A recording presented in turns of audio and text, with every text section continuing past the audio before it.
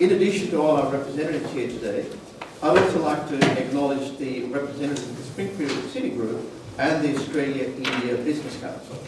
And of course, I'd like to acknowledge the chairman of the Springfield City Group, Dr. Martin Sinathamby, Bob Sharpless, the deputy chairman of the Springfield City Group, Raina Sinathamby, the managing director of the Springfield Group.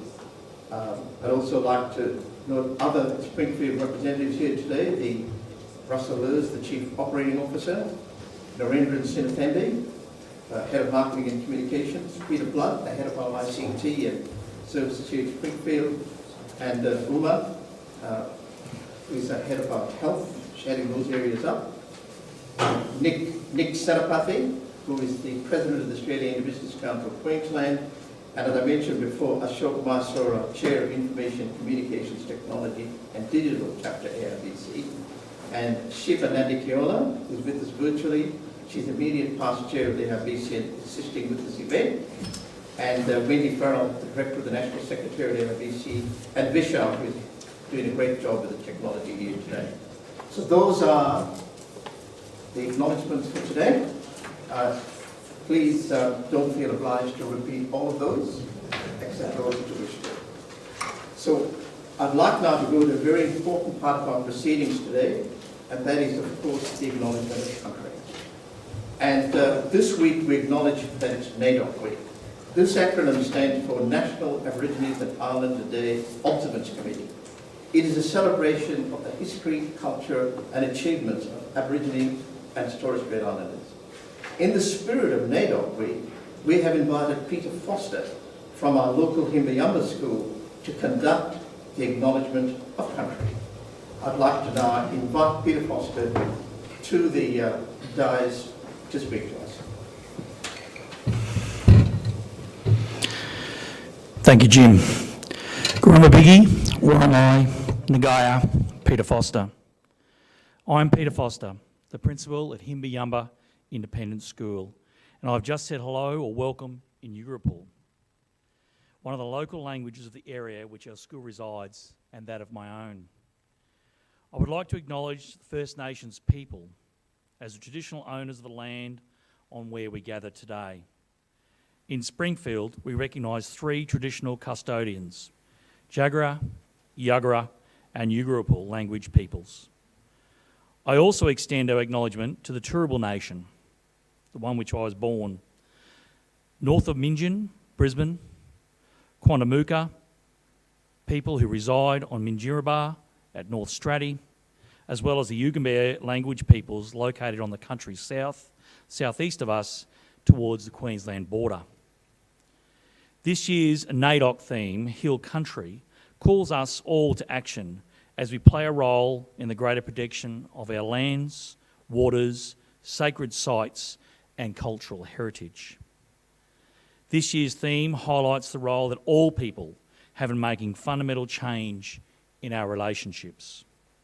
It is an opportunity for all of us to come together to celebrate the rich history, the oldest history, diverse cultures and achievements of Aboriginal and Torres Strait Islander peoples, caring for and healing country, can and has healed us throughout our lives and journeys. A time where everyone can celebrate, learn and grow together. So today, I'd like to pay my deepest respects to all elders, past and present. We thank them for the wisdom imparted upon us to date and for their willingness to share culture. May we also acknowledge our future and emerging leaders on whom every individual plays a significant role in shaping. May we continue to learn from our old people, respect our country and share our culture so we continue to be the world's oldest living civilization. Wanya, which means welcome in Jagera language, and have a fantastic day. Thank you. Thank you, Peter Foster. And can I also commend Peter for using meditation by exploring the confluence of the 2 mighty and ancient rivers of spirituality, the Vedantic and Aboriginal spirituality for guided meditation. Working here with the Vedanta Center of Springfield.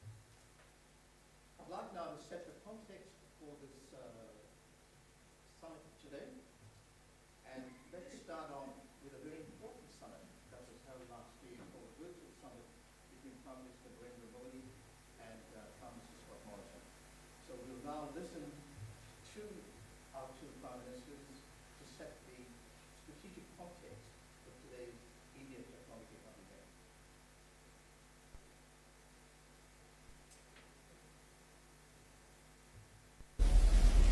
Excellency, Bharat Australia संबंध विस्तृत होने के साथ साथ गहरे भी हैं और यह गहराई आती है हमारे shared values, shared interest, shared geography और शेयर्ड ऑब्जेक्टिव से। पिछले कुछ वर्षों में हमारे सहयोग और तालमेल में अच्छी गति आई है। मेरा मानना है कि भारत और ऑस्ट्रेलिया के संबंधों को और सशक्त करने के लिए ये परफेक्ट समय है, परफेक्ट मौका है। अपनी दोस्ती को और मजबूत बनाने के लिए हमारे पास असीम संभावनाएं हैं। एक्सेलेंसी, समकालीन विश्व में देशों की एक दूसरे से अपेक्षाएं और हमारे नागरिकों की हमसे अपेक्षाएं बढ़ गई हैं। डेमोक्रेटिक वैल्यूज को शेयर करने के नाते हम दोनों देशों का कर्तव्य है कि इन अपेक्षाओं पर हम खरे उतरे और इसलिए एक्सेलेंसी, भारत ऑस्ट्रेलिया के साथ अपने संबंधों को व्यापक तौर पर और तेज गति से बढ़ाने के लिए प्रतिबद्ध है। मुझे बहुत प्रसन्नता है कि आज हम अपने द्विपक्षीय संबंधों को कॉम्प्रिहेंसिव स्ट्रेटेजिक पार्टनरशिप के रूप में अपग्रेड कर रहे हैं। वैश्विक महामारी के इस काल में हमारी कॉम्प्रिहेंसिव स्ट्रेटेजिक पार्टनरशिप की भूमिका और महत्वपूर्ण रहेगी। एक्सेलेंसी, मैं इस वर्चुअल समिट के माध्यम से आपसे बात करने के लिए, इस अवसर के लिए मैं फिर से एक बार आभार व्यक्त करता हूं। अब मैं चाहूंगा आपका रिमार्क सुनने के लिए मैं भी उत्सुक हूं।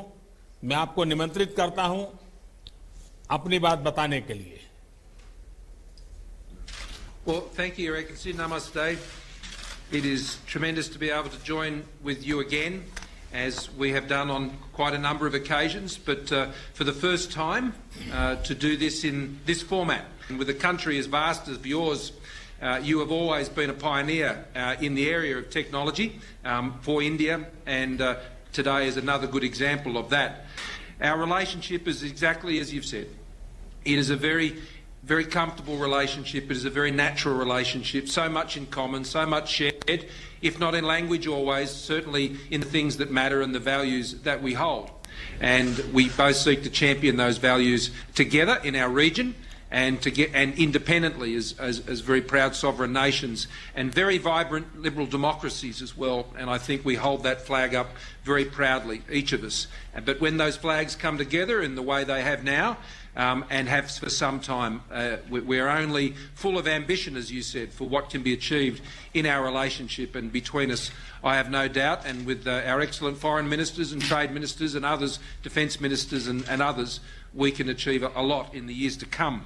In a time like this, we want to deal very much with friends and trusted partners, and this is a partnership which has stood the test time and again and is during the course of this current crisis.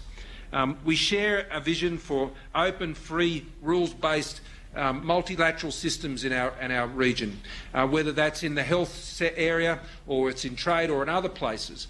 We engage in those as confident but sovereign nations, advancing, of course, our own interests and mindful of our own domestic challenges. And I think you've navigated that path incredibly well, and we thank you for the way you continue to engage in those fora in such an open and honest and transparent way. The trade and investment flows between our country are not where you or I would both like them to be, but they are growing. and they can grow a lot faster. But I think the comprehensive strategic partnership that we are forming today, going to a whole new level of relationship, will continue to build the trust.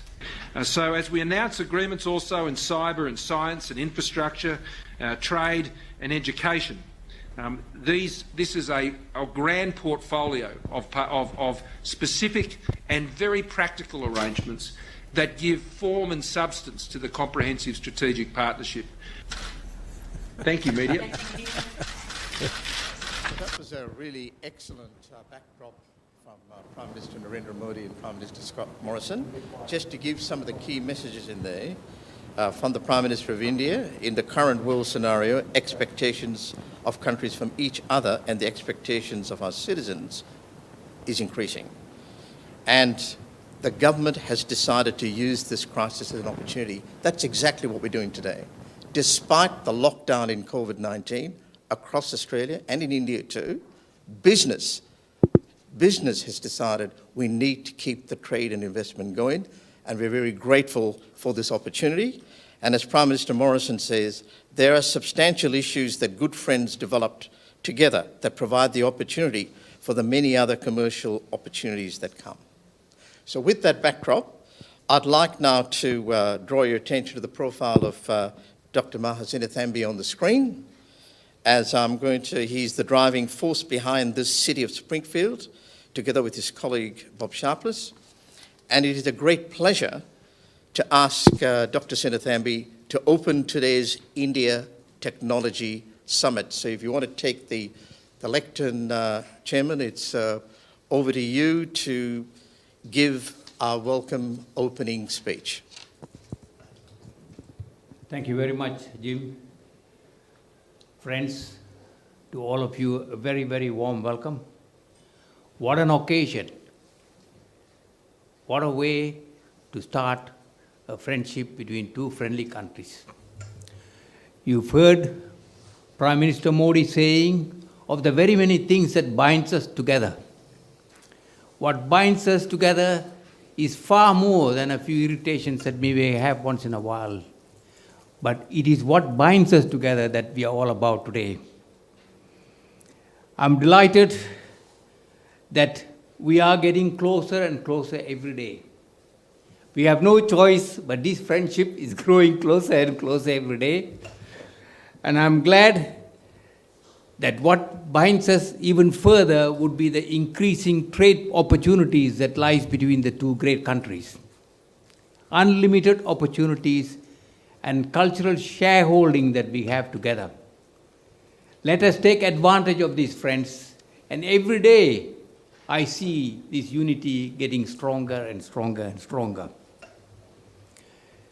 Jim, I thank you very much for having organized this event, and I'm delighted that we are discussing now about one form of trade, and that is how the great institutions of the IT companies that are in India can look forward to a greater presence in Australia, in Springfield and in Australia.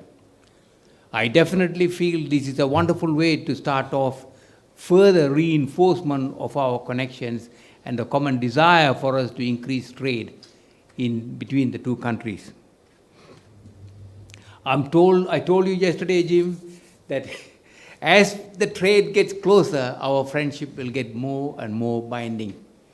And I know for once for sure that this will open doors. If we get these things right, it will open the doors for many more Indian companies to come and trade here, and we Australian companies can go and trade elsewhere in India. And this is very important.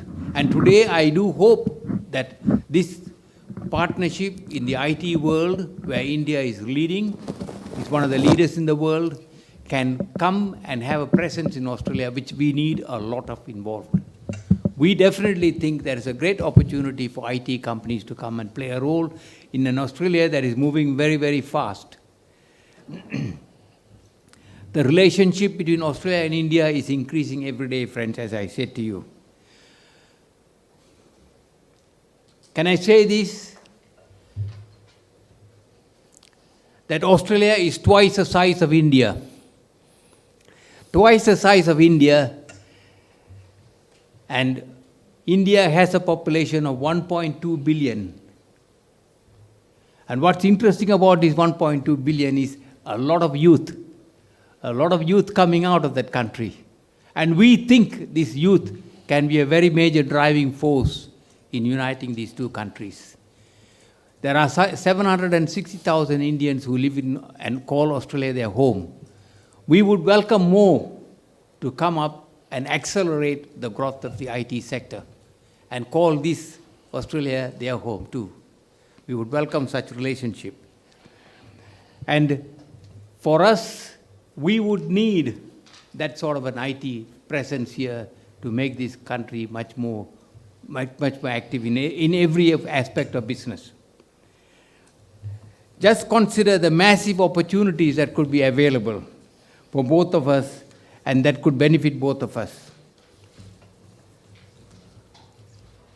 Come back to the question, why Springfield? Why Springfield? You've got to ask, why Springfield? Can I tell you, friends, that it's the only city that has been built in this country since the Federation. And that's our capital city, Canberra. There were 2 attempts made by the federal government and others to try and create 2 more cities, but it did not happen. 20 years afterwards, Springfield started. It's in a land mass of around about 3,000 hectares, and it had to have an approval for a city. It went to Parliament to have a validating legislation and an act of Parliament. And on that night, friends, 3.5 years from the time we started, the 3 sides of politics who are engaged in the Parliament unanimously gave support to this new city, unanimously gave support to this unique city. And we have been going on for the last 29 years. Friends, one thing I would like to say, from day one, on that night when they gave approval, the load came on the shoulders of both Bob Sharpless and mine. We had to perform. We had a responsibility to perform and deliver, and to meet the objectives and the goals that were set by the government. Our objective was, friends, from day one, to truly create a city that this world hasn't seen. We studied 15 master plan communities, leading master plan communities around the world, 13 from US and 2 from UK. And we came to the conclusion that if this new city had to be built, it has to be a unique city. A unique city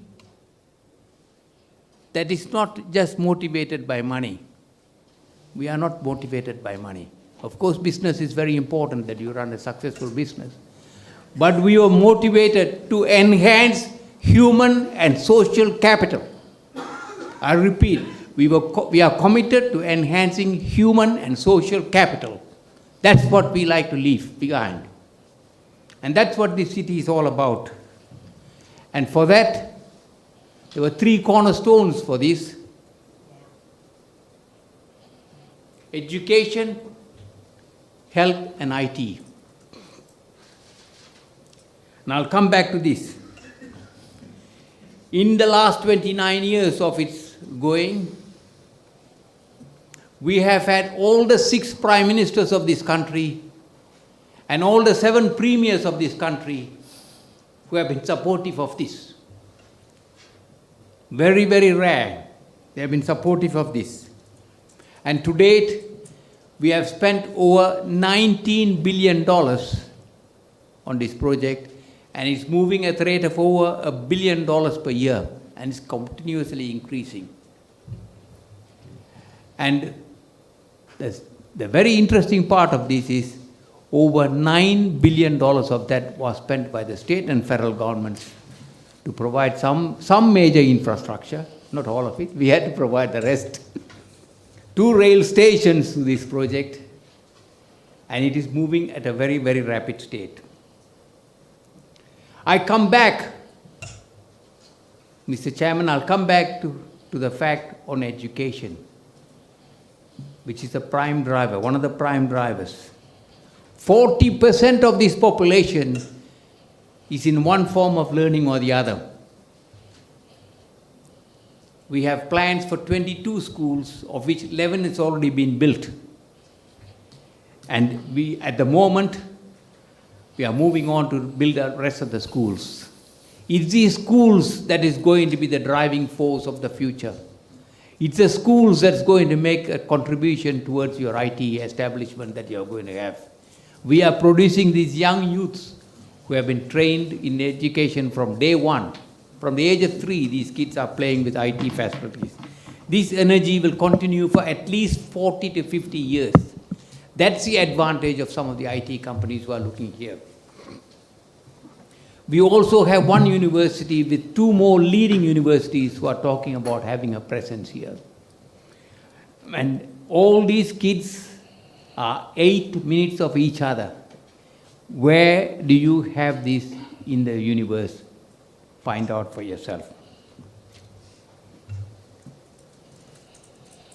Friends, the world of health is moving very, very, very rapidly. And it's being driven by the technology giant. And here we engaged Harvard Medical International, who over a 3-year period planned a hospital health complex that is very unique on 52 hectares, where just under 1 million square meters of health facilities is been going on for the last 15 years. And this will go on and on and on to be a beacon of healthcare in this country. I can tell you it's a beacon of healthcare in this country. Nowhere else has this happened in this country. But the fact that both health and IT, you can see that health is on the right-hand side, which is just under 1 million square meters. On the left-hand side is the IT facilities. And both of them side by side,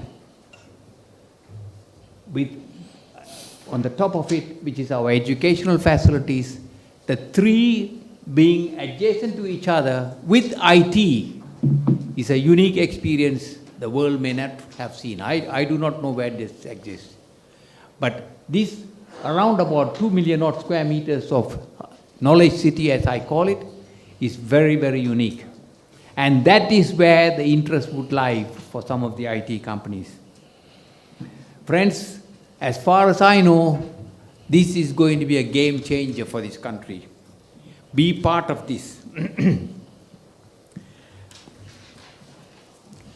I do know Silicon Valley has been a major contributor to the world knowledge, but it's about 65 years old, and it started off with Stanford University next to it. But we will have 3 universities who will be driving this, and we will be leading into the new age of healthcare, new age of IT. And this will provide a tremendous source of energy and an ability for India and Australia to collaborate. We want them to collaborate with us. We want the youth of India to come and energize us even more. What an opportunity that lies between 2 friends, 2 friendly countries whose friendship is increasing day in and day out.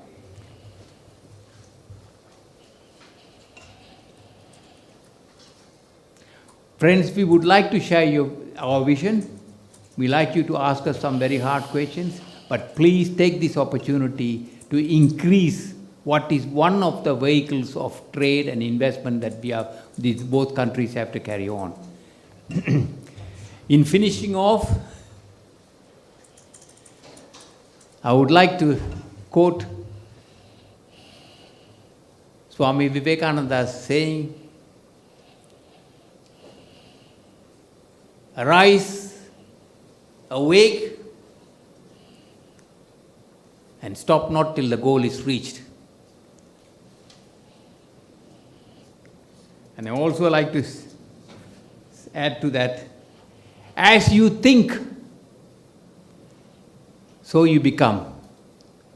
So think really big, and this partnership can be great. Thank you. Thank you very much, Chairman. It's worth noting that Mahan Sinnathamby has been a strong supporter of the Indian diaspora here in Queensland for over 30 years, and this is exemplified by his current role as the patron of the Federation of Indian Communities of Queensland and Gopio Queensland. It's now my pleasure to introduce the Senator Spolskar, who is representing the Honourable Paul Fletcher, who would have liked to have been here today. And Senator Paul is the first politician to be resident here in Springfield, in his office in Springfield Towers. He's a strong advocate for the Indian diaspora for both trade and community. Over to you, Senator Paul. Thank you very much, Jim Varghese. Can I start off, please, by acknowledging the traditional owners and pay my respect to elders past, present and emerging. And it's very important that we do that during this NAIDOC week. I'd also like to acknowledge some fellow elected members. Now, Chair, I have listened to your injunction that we need to keep the other acknowledgements limited, but there's an important point to make as I make these particular acknowledgements. And so I acknowledge federal parliamentarian, Mr Milton Dick, who serves in the Australian House of Representatives, and I also acknowledge Sharice Mullen, who is a senior representative of the Queensland State Government, and I also acknowledge Mayor Teresa Harding.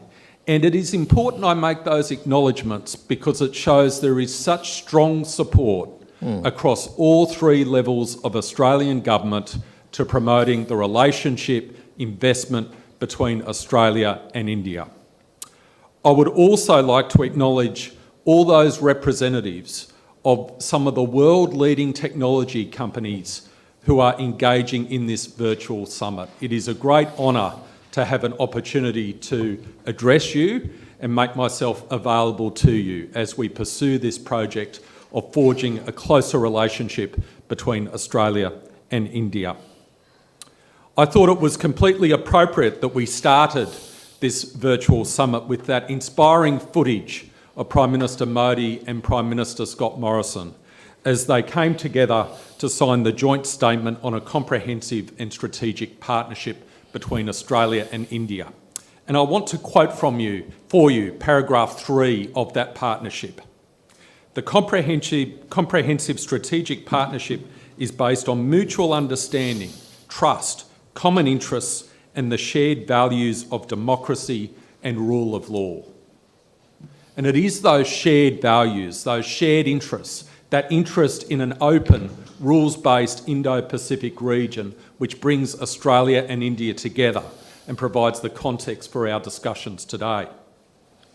And that geopolitical context is supported by the people of Australia. Can I tell you, when I go out and speak to the people of Australia and we discuss the future of our country, it is quite often raised with me that people want to see a bigger, deeper, a wider, a limitless relationship between Australia and India. The people of Australia fully support the development of this relationship and fully support investment in this country from India. And one of the reasons for that is because Australia has such a prosperous Indian-Australian diaspora of over 700,000 citizens who have contributed so much to the development of our nation.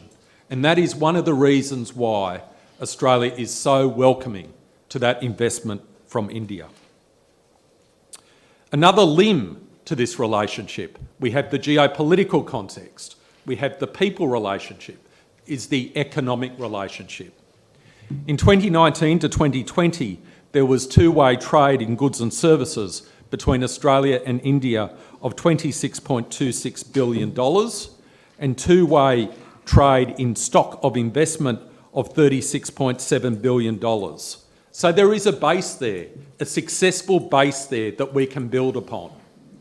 A successful base there that we can build upon and grow. And again, I come back to that word that was discussed, quoted by Prime Minister Modi in the opening address, limitless. This relationship is limitless. We are only limited by the bounds of our imaginations. And in Australia, we also know how strongly India is growing and how India has been transforming over the last 10 years and how that has progressed under Prime Minister Modi. so we know how attractive India is as a trade and investment partner. And so many of the companies participating in this virtual summit can provide the technology, information technology, digitisation, innovation for Australia to progress its agenda for further fintech development, regtech, agtech, development of information technology in the health sector, to provide additional investment in this country, which is so open to foreign investment. We've seen $4 trillion of foreign investment in Australia. Australia welcomes foreign investment, especially from a friend such as India. And I think there are great opportunities for many of the companies engaged in this virtual summit. The fact that Australia, from a digital government perspective, in terms of digitisation of government services, is ranked 5th in the world. The public sector is looking to embrace information and technology digitisation to progress service delivery to our people and provide further opportunities. So there is a great opportunity there. Also, just recently, the Australian government rolled out a global talent visa system, which is intended to attract the most talented people across the world to this country. Visa processing time has now fallen, for people falling within that global talent visa system, to 66 days. For those people with internationally renowned skills in terms of science, technology, information technology, you can apply under that global talent visa system and come to this country and contribute to our economy, contribute to the relationship between Australia and India. And when that scheme was introduced, I was a fierce advocate that one of the targets had to be India because of the depth of skills and talent, internationally recognised talent in that country. So in conclusion, I'd like to leave you with 2 short messages. Firstly, take inspiration from what the Springfield City Group has achieved in our country. They are a beacon of what can be achieved with vision, entrepreneurial expertise and persistence. And I think there would be no better place for an entrepreneurial company to base themselves than this place of Springfield. And lastly, if I can make an offer, a personal offer, to each of the companies that are engaged in this virtual summit. My background before I went into politics was in the private sector. I was General Counsel and Company Secretary of a mining company which had assets on 3 continents, Asia, South America and Australia. I know what investors are looking for when they look to invest in an overseas jurisdiction. I know the issues you are concerned about, and I make a personal offer from myself to each of the companies who are participating in this virtual summit to make myself available to you to answer your questions, provide feedback and give you the information you need to make an investment decision which will benefit both Australia and India. Thank you very much, Senator Paul. That was very, very inspiring and helpful. I might make a slight departure from our program since you mentioned elected representatives, and I'm going to ask the member for Oxley and, of course, the member for Jordan a couple of questions while we're on elected representatives. So I'll start with Milton, and the first question I'd like to ask you is how important is the trade relationship between Australia and India? Well, thanks very much for this question. Good afternoon, everyone. Look, thank you. I don't think we can underscore the importance of it. I guess what we're talking about today is the opportunities, and as I said, very well. Yeah, that's what she does. I've got my hand to change it. It means the mic's not connected. Can we give him the other guy's mic? Two-way trade is down 13.6% in the past year.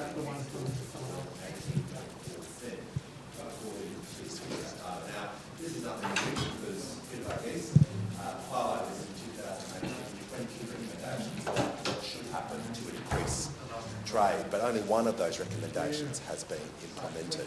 And sure. So I think meetings like today are critical to push the agenda and to push government, because we are behind on where we should be. It's wonderful, the words that the Prime Ministers have both said, but from my point of view, I think enough talking, we need more action. That's good. And what's your take-home message for the audience today? I think my take-home message is more contact and more dialogue with businesses to make sure government hears the message that we need that investment in Australia, and Australia needs to invest in India as well. We've got to be more than curry, cricket and the Commonwealth. Thanks for that, Milton. Let me ask now the member for Jordan and the Assistant Treasurer, Cherise Mullen. Do you believe that IT companies should set up their operations in Greater Springfield? And what can the region offer these companies? Thank you, Jim. And obviously, as the local member, I could be a little bit biased in my belief that Greater Springfield, I think, is an ideal location for any company to establish its headquarters and to establish itself. I think if I look at it in two ways, I talk about the two L's. One is location and the other one is lifestyle. From a location perspective, it's very simple. We're 30 minutes from the Brisbane CBD. We're 45 minutes from a domestic and international airport. We've got a dedicated rail line and major highways leading to us. So from that perspective, it's ideal. But when I think about location, I think about a little bit more. I think about what does it mean in terms of certainty for an investor. As the Chairman, Maha Sinnathamby, indicated, the Queensland Government has supported Greater Springfield through enabling legislation, but also through our South East Queensland Regional Plan, we identify Greater Springfield as a principal regional activity centre. And what that means is that we want to invest in this area because we see it as a major employment hub for the growing western and southern corridors of Greater Brisbane. Of course, we are seeing a population growth here in Queensland. We have got, despite borders being closed at the moment, we're seeing some incredible growth here. In fact, in 2020, our interstate migration in Queensland was 30,000 people, and it was the only state to have positive growth like that. And in fact, states like New South Wales and Victoria have actually had negative growth in the last year. And where are those people choosing to settle? A lot of them in this region, a lot of them in Greater Springfield, but also in our growing areas around Ripley, around Greater Flagstone as well. So I think that's really important because what that indicates to us is that not only is that positive for economic growth for the region, but it's actually really good in terms of workforce. So if we're looking at labour force, if we're looking at ready people who are available to work in an area like this, those numbers are very important to have that dedicated workforce, that skilled workforce right now ready to take on those jobs. And then secondly, of course, lifestyle, which I think is critical, particularly for a workforce looking to establish itself in an area. I want to acknowledge that we have a very strong, vibrant and large Indian community here in Greater Springfield, and it's just an absolute pleasure to be with our Indian community. They bring such a strong vibrancy and such a commitment to this region, and I think that's really important. But when I talk to investors, as I did last week in my role as Assistant Minister for Treasury, they regard Queensland very simply as they say we're sunny, we're safe, and we're smart. And I like to also go, and we've got Springfield, but that's just my take on it. So I think that, the global pandemic has had, worldwide repercussions. So I think being safe is really important. And of course, being a master plan community like we have here, that's very much, a strong emphasis on those important pillars of health and education, I think is very important. I think Chairman Maha Sinnathamby has indicated those very well. We've got, 11 schools here already. We've got a university, we've got a TAFE, but we've also got more education facilities coming that the Queensland Government will be investing in, including a brand new high school very soon as well. And of course, in health, we've recently announced a brand new public hospital for this region. So, 174 public health beds and operating by 2024. So I think when we talk about safe, when we talk about smart, and of course, when we talk about sunny, I can't really always control that, but I think that those elements make Greater Springfield an incredible place not only to work and to live, but to also grow a business. Thanks, Cherise. What a great endorsement from a local member. I'm trying to get hold of Mayor Teresa Harding, if she's available on the line, prior to going to Peter Verghese. There she is. Welcome, Mayor Teresa Harding. If you'd like to give us your perspective as the Mayor of the City of Ipswich. Over to you. Thank you so much. Hello, everyone, and it's wonderful to be here at the cutting edge of global tech here in Springfield. First of all, thank you very much, Mr. Jim Varghese, and also Chairman Maha Sinnathamby, and the teams too at the Australia-India Business Council and the Springfield City Group for this wonderful event. And I'd like to acknowledge the sentiment from Senator Paul Scar and Milton Dick and Therese Mullen, and acknowledge that all three levels of government are here together. And this, I think, shows our support for the work, the vision that Springfield City Group have done over so many decades. And advanced industries are so important to our city's future, as well as Queensland's, we are Queensland's fastest growing city. Now, the pandemic has certainly had some short to medium term impacts on projections on international and interstate migration, but we are still expecting for our population to double here in the City of Ipswich over the next 15 years. And certainly in the next 2 decades, our population will grow by an additional 325,000 people. And certainly in the last financial year, our population increased by 4.1%. So which does bring to where with our Ipswich being the fastest growing city in Queensland.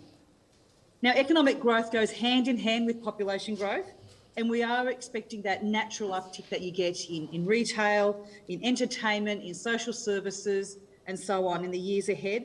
And hopefully with the right policy levers across all three levels of government, that will extend also here. Now, the City of Ipswich is in such a unique position to build on this population growth. We have a background with skilled jobs that come with advanced industries. Our city's geography, as Therese mentioned, major government infrastructure and international relationships are making the next 20 years an amazing opportunity for the City of Ipswich and also Greater Springfield. We are located in the national freight network with a vast supply of greenfield land and within an hour's drive from both international ports and a primary production area as well. In just the last 6 weeks, we have turned the sod on a facility delivering $370 million worth of advanced healthcare equipment for the Australian Defence Force. We've just opened a 10,000 square metre industrial facility at Bundamba, designed to meet the rising needs of logistics for the digital age. You can say that the City of Ipswich was destined for advanced industries from the very beginning. The City of Ipswich was at the heartland of Queensland's heavy industrial manufacturing in the 19th and 20th centuries, thanks to our accessible fossil fuel reserves. We are now home to the largest Air Force base in Australia, and we have a secondary advanced manufacturing industry right around our city in support of that base and the Australian Defence Force, with Boeing, Rheinmetall, Northrop Grumman and TAE Aerospace as some of the major players based here.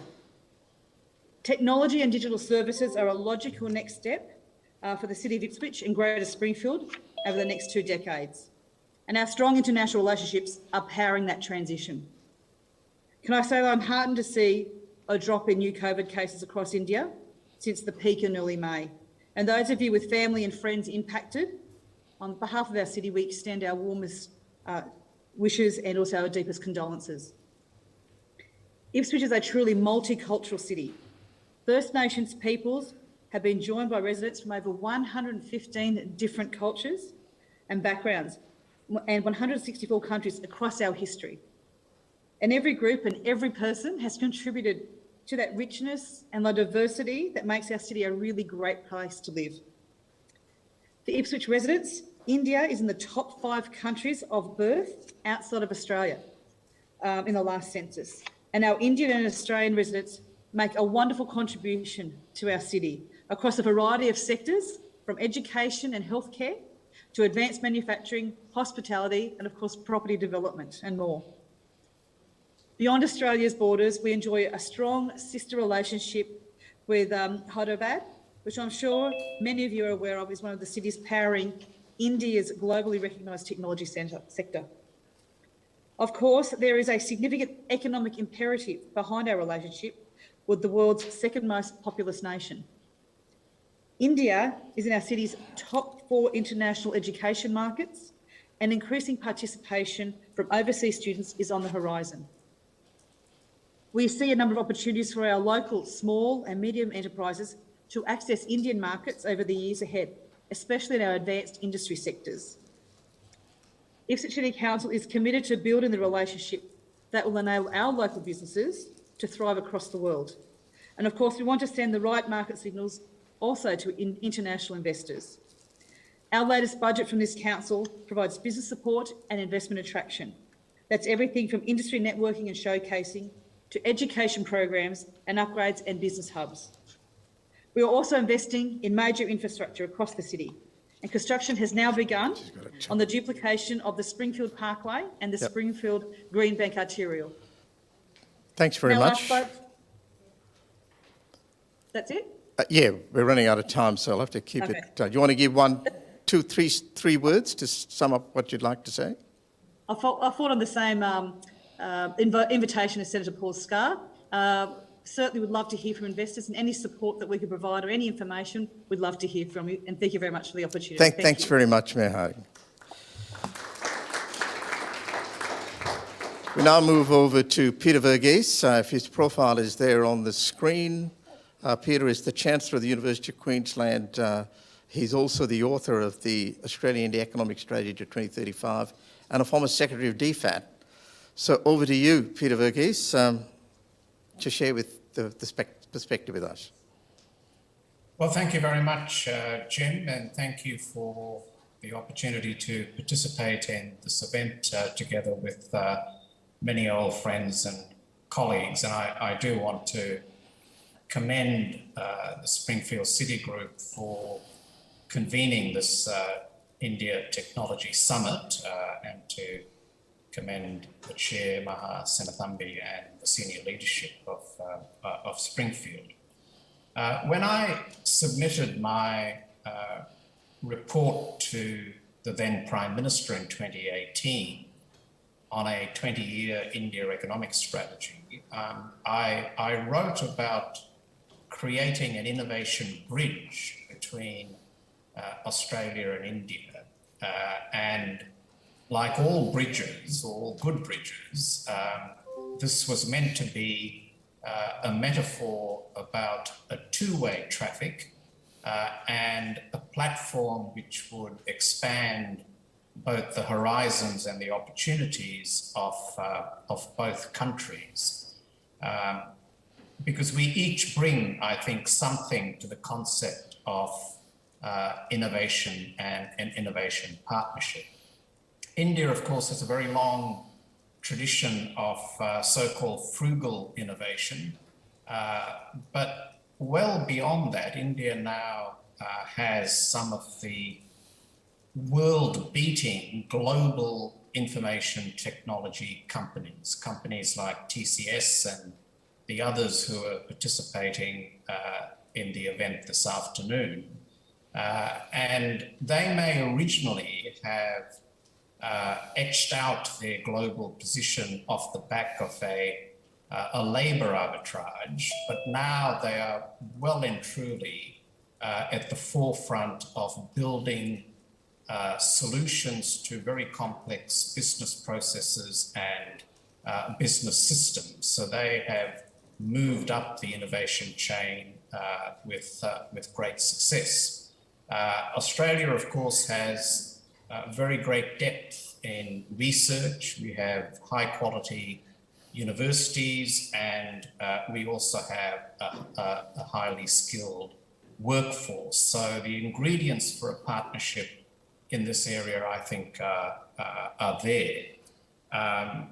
Science and innovation, which is one of the 10 sectors in my report as the areas that we should be focusing on, in many ways represent the keys to our futures in both India and Australia.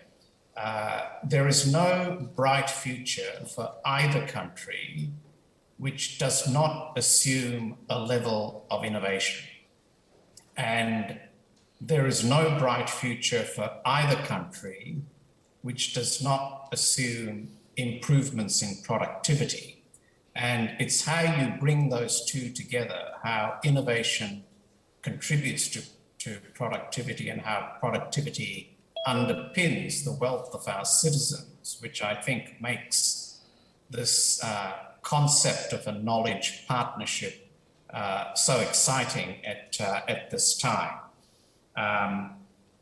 We, I think, need to do more to align our research and science interests. We need to do more to work on collaboration to address the big national challenges that we face. And indeed, that was a key motivation in the decision of my own university, the University of Queensland, to set up a joint research academy with Delhi IIT to run a joint PhD program, the topics of which were all based on a shared understanding of what national priorities and challenges were.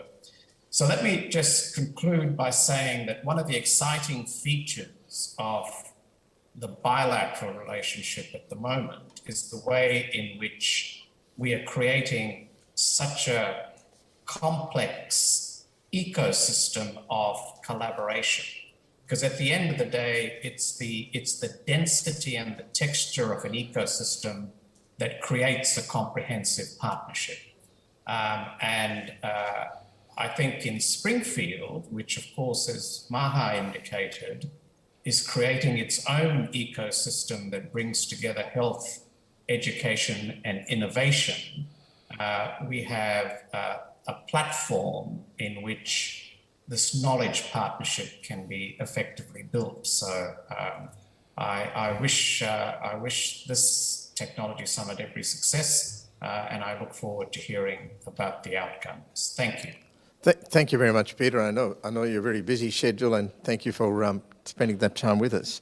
I'd like to now invite Ambassador Anil Wadhwa. He's in New Delhi, and you can see from his profile, as it'll come up very shortly, that he has a very distinguished career, both diplomatic service, but also he has also written the Indian equivalent of the Australia-India Economic Strategy, and both Anil's and Peter's paper are complementary. So, Ambassador Anil, over to you. Thank you very much, Jim, and it's a pleasure to see all of you and many friends here today. It's a pleasure for me to participate in this technology summit. I recall very vividly our visit to the Springfield city, which you very kindly facilitated, and my meeting with Mr. Maha Sinnathambi, when he had outlined the impressive vision he had for Springfield city as a technology hub. This was while we were in the preparations for the Australia Economic Strategy report. So it's a great pleasure to be able to speak here today at this event. Well, let me start with some events that have happened in the past week. We had a launch of the Australia Economic Strategy report in November 2020. As Peter mentioned, his India Economic Strategy to 2035 was already with us 2 years earlier. So now we have a clear view of the opportunities for trade and investment between the two countries. As he rightly said, science and technology and innovation are at the forefront of this collaboration. Now, given the pandemic, the implementation of these reports and the roadmap for implementation, dissemination of information to all the interested parties has, of course, suffered. It's not taken place in an optimum manner. But I remain convinced that the concrete recommendations in the different areas, in our case, it was the 20 different areas identified in the Australia Economic Strategy report. And since it was already tweaked before its release, taking into account developments of the pandemic, those will continue to fit in with the development and growth aspirations of both countries. Much has, of course, changed in the world since the two reports. Firstly, the global value chains have been disrupted.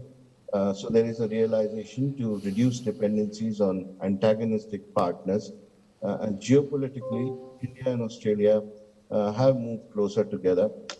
As we just saw the video clip following the successful summit between the two prime ministers last year, they concluded a very important logistics agreement between the navies of the two countries, and also a host of other diverse agreements.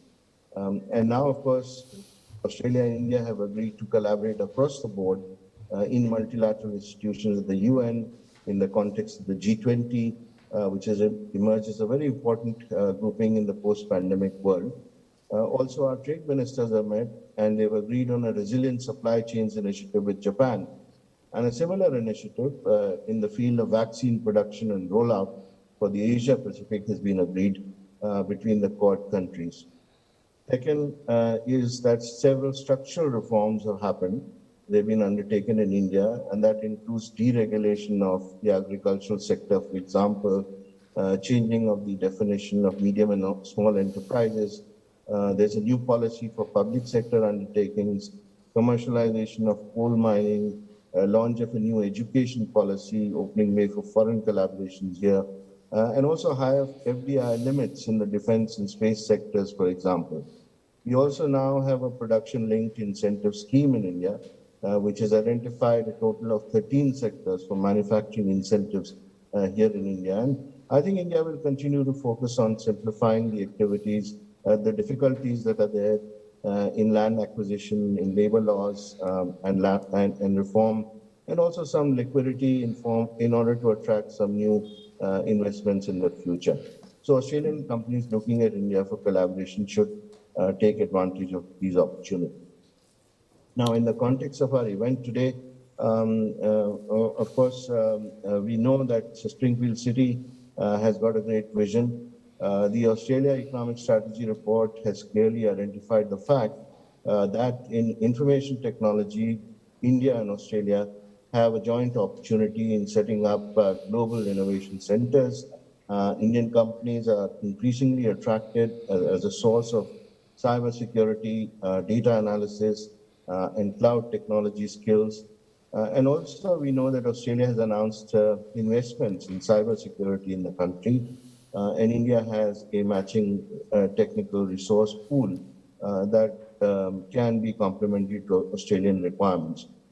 Both our countries have faced a lot of challenges on the score post the pandemic situation. So there is a greater need for collaboration here. There are opportunities for fintech. And as I said before, that on many occasions that Australia has a very well-developed and a digitally enabled small and medium enterprises lending sector, which is of great interest to India. Also, India offers Australia professional solutions, affordable solutions to digital gaming, to animation technology, etc. And there are gaps in application development, in blockchain and IoT, AI, machine learning. All these can be filled by Indian companies. We know that Indian IT companies have had a substantive presence in Australia. That's been happening for more than a decade now. And they have gradually shifted focus to what we call business-driven IT by developing expertise in some new age technologies that includes cloud computing and analytics.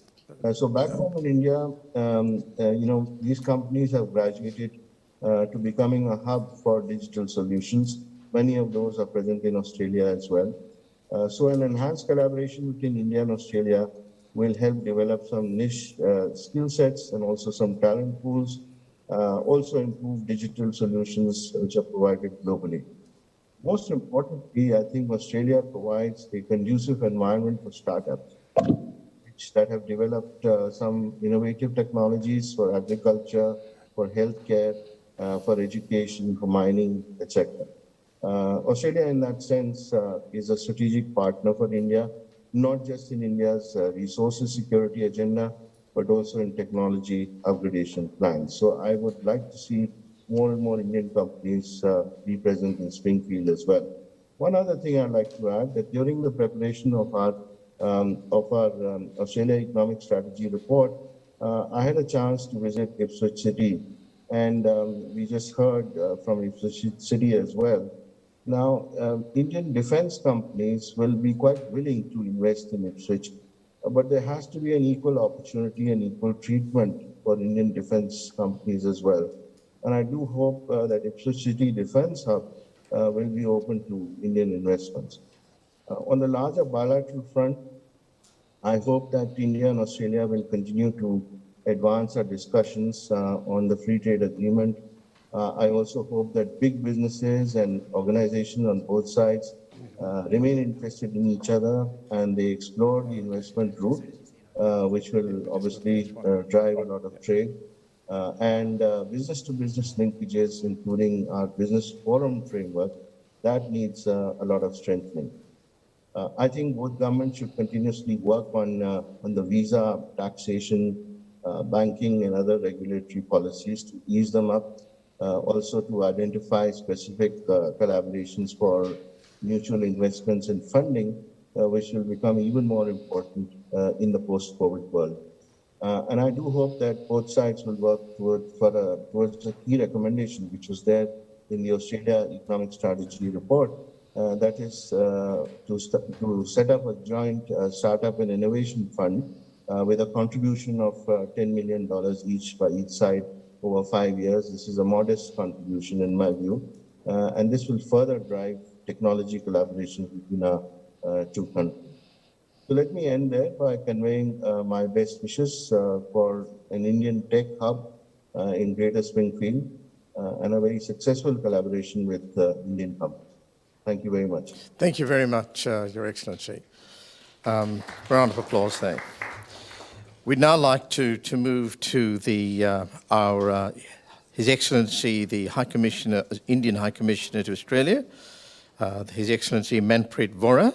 And as you can see from his profile on the screen, it's great to have Ambassador Manpreet here to inaugurate his High Commissionership here in Queensland, albeit virtually. But we're really looking forward to His Excellency's engagement on trade and investment. Over to you, Your Excellency. Thank you very much, Jim, and thank you to you and to AIBC and the Springfield City Group for making me a part of this event today. As you said, I haven't yet set foot on Queensland, but I am doing so virtually today, and I feel that I've already learned a lot, particularly about Ipswich and Springfield and Greater Springfield. So thank you very much for that. I think one of the advantages of following so many other thinkers and erudite speakers is that they've already set the stage extremely well for me to take up on. The beginning of the program just now with that wonderfully selected clip of the virtual summit between Prime Ministers Modi and Morrison was extremely useful. I think that showed very starkly how close the meeting of minds is between the two prime ministers and the two governments. Both have spoken of great possibilities, but I've also spoken of the expectations. They've talked about the ambition that we must share and that how much can be achieved because we are, as both of them agreed, friends and trusted partners. Trade and investment flows, as Prime Minister Morrison said, are not enough, but can grow faster.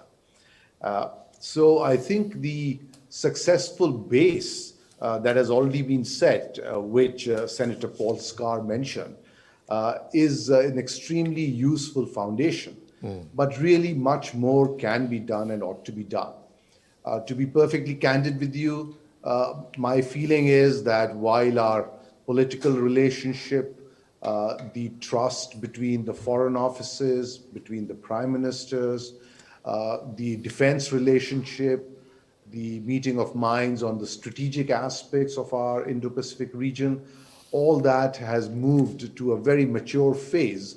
I think our trade and investment relationship is lagging behind somewhat. And I completely agree with Mr. Milton Dick, who said as much and who said that we need to have less talk and more action.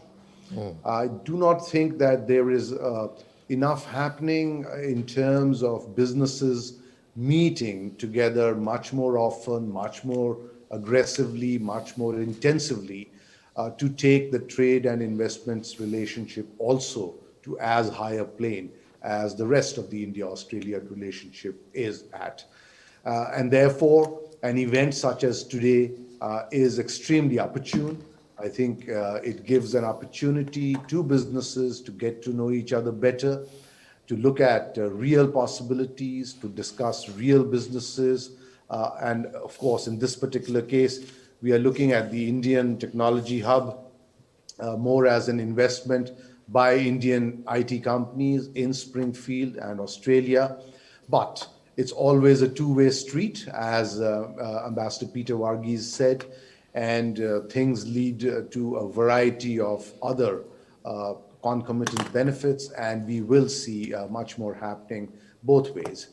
It is therefore important to make this start, and I'm glad we are doing it today. We need to, however, do much more at a larger level. I think at the level of the AIBC, at the level of the CEOs Forum, we need to get much more active and try and do much more than we currently are.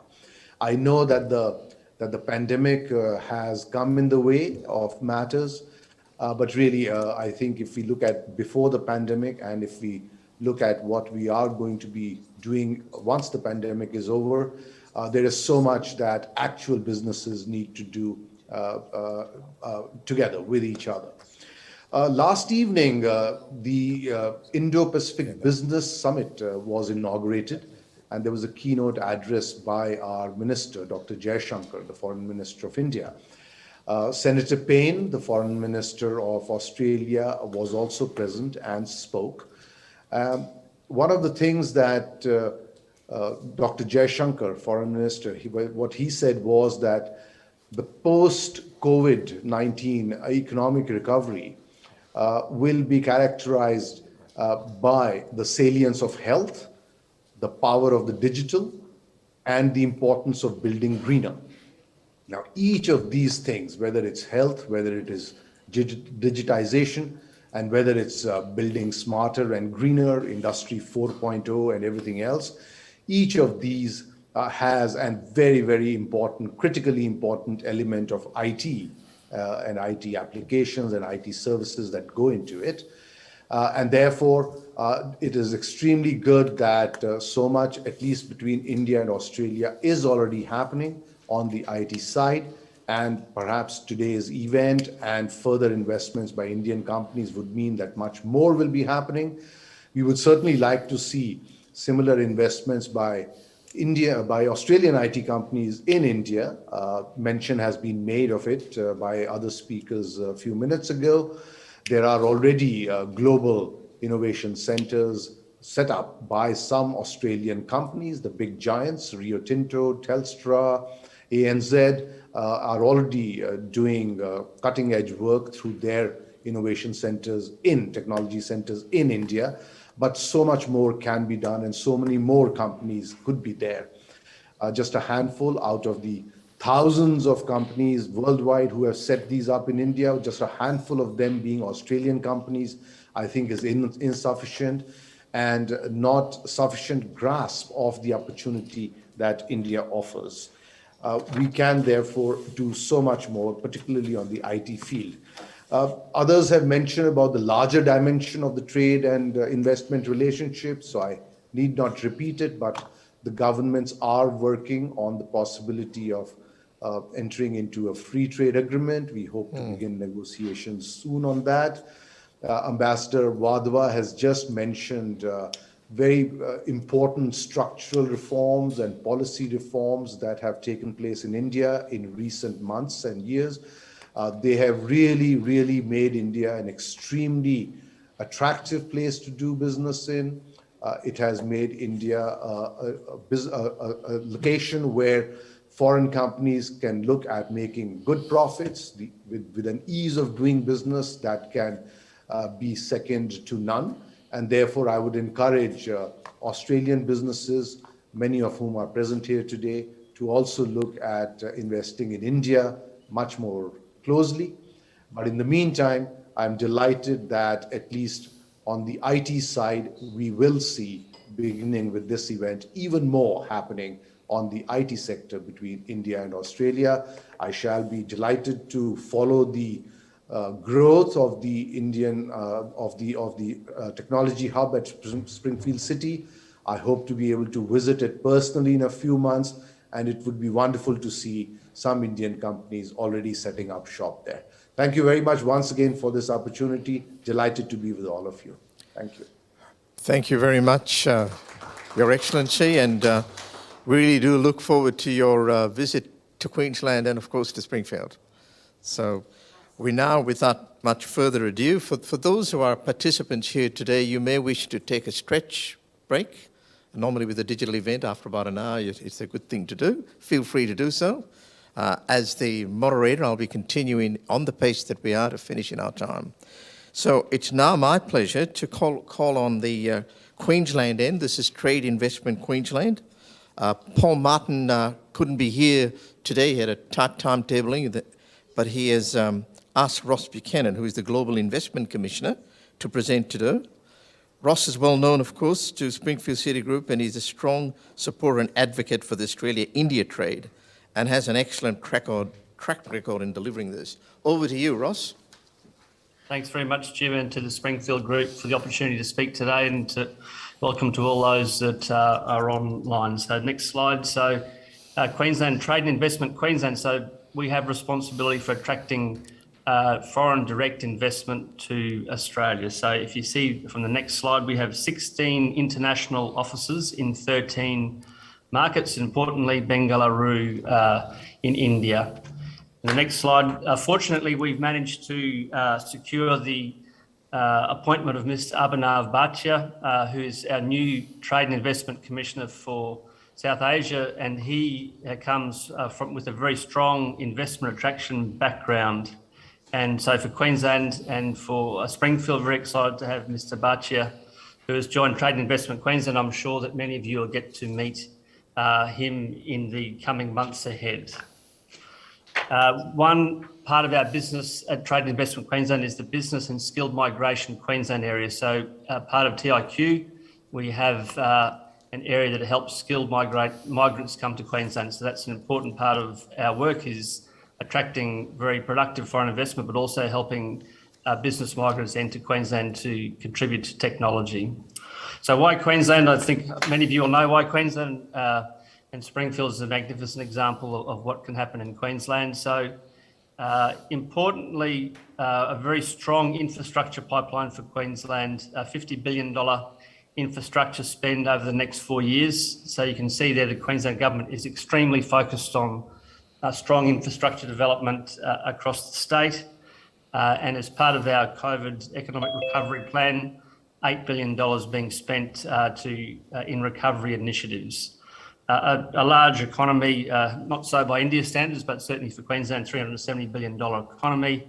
And Queensland is also very fortunate to have strong economic growth even in these troubled times. Next slide, thank you. One of the key areas that we concentrate on when speaking to foreign investors is our skilled workforce. So we have about 2.5 million educated, employment-ready Queenslanders and many strong universities and also vocational education. So whilst universities are critically important, the vocational education area is also one that we concentrate on to a great degree. And next slide, please. So Queensland government, over many governments going back to Premier Beattie a long time ago, $3.6 billion was spent on the Smart State strategy. So a lot of the innovation that you'll see in our medical and technology areas come from that Smart State strategy. So Queensland, again, was very forward-looking from a long time ago, and that has been continued with our Advanced Queensland initiative of $1.5 billion, including match funding. So Queensland very much focused on innovation and technology because, as mentioned before, we see technology as being a key to the future of Queensland, along with green initiatives such as hydrogen and renewable energy, which Springfield is very much aware of because we're working on a number of exciting projects there. Queensland's also got a new chief entrepreneur. So again, Queensland very much focused on entrepreneurship and into the innovation area. Next slide, please. Again, I won't go into all of these. You'd see them on the screen. Queensland does recognise the importance of concentrating and providing extreme focus on areas of importance for the future. So artificial intelligence, a major hub at the precinct in Brisbane, not far from where we all are. immersive technology, and also focusing in on our mining equipment, technology and services, a very strong focus for Queensland from a long time ago. Again, been mentioned by a number of the speakers today, but defence and autonomous systems is a very strong focus, and cyber security and big data. So we have a number of Indian companies that we're collaborating with, and we see a lot of future potential benefit in that area working with India because of the Indian specialisation in the tech and cyber security and big data. Next slide, please. These are just a snapshot of some of the Queensland technology companies. So as highlighted previously, whilst our job is to attract foreign and direct investment to Queensland and help Queensland companies export, you'll see here a number of very, very important and valuable Queensland companies are doing well on the global stage. So Safety Culture, Gilmore Space Technology, and of course you'd have all heard of Tritium, and Go One, a magnificent Queensland company, a unicorn that's cracked its $1 billion valuation and well known in the corporate training area. Next slide, please. So this one is very exciting, of course. So we hope that before too long, Southeast Queensland may be the winner for the Summer Olympics. Certainly, it's we can say we're the preferred bidder. That will be a huge advantage for Queensland, not only in having fast track of infrastructure, but to have Queensland now recognised across the globe as being an investment destination and being a place to do business. So that one there will certainly be something even bigger than Expo 88 for those that remember that, and the Commonwealth Games. But we're very excited about that, and no doubt we'll all hear more about that in the weeks ahead. Next slide. So I think, again, it's been talked about previously, but Queensland and India are so tied together. $6.6 billion in merchandise export trade. And India is the fourth largest export destination for Queensland. That is absolutely shows the critical importance of the India-Queensland relationship, and that's only going to become more and more important. And again, an important figure there, you'll see that 68.5% of Queensland's total merchandise exports, Australia's total merchandise exports, were from Queensland. So Queensland and India are tied together, and enormous importance both now and into the future. The next slide, you'll see a number of the Indian tech companies already in Queensland.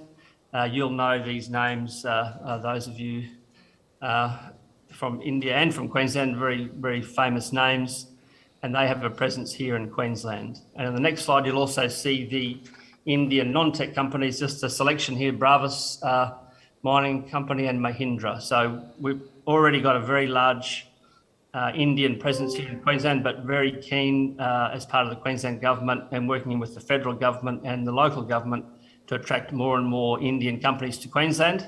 And from the other side of our business, which is export, we're very excited about the future export opportunities for Queensland companies into India.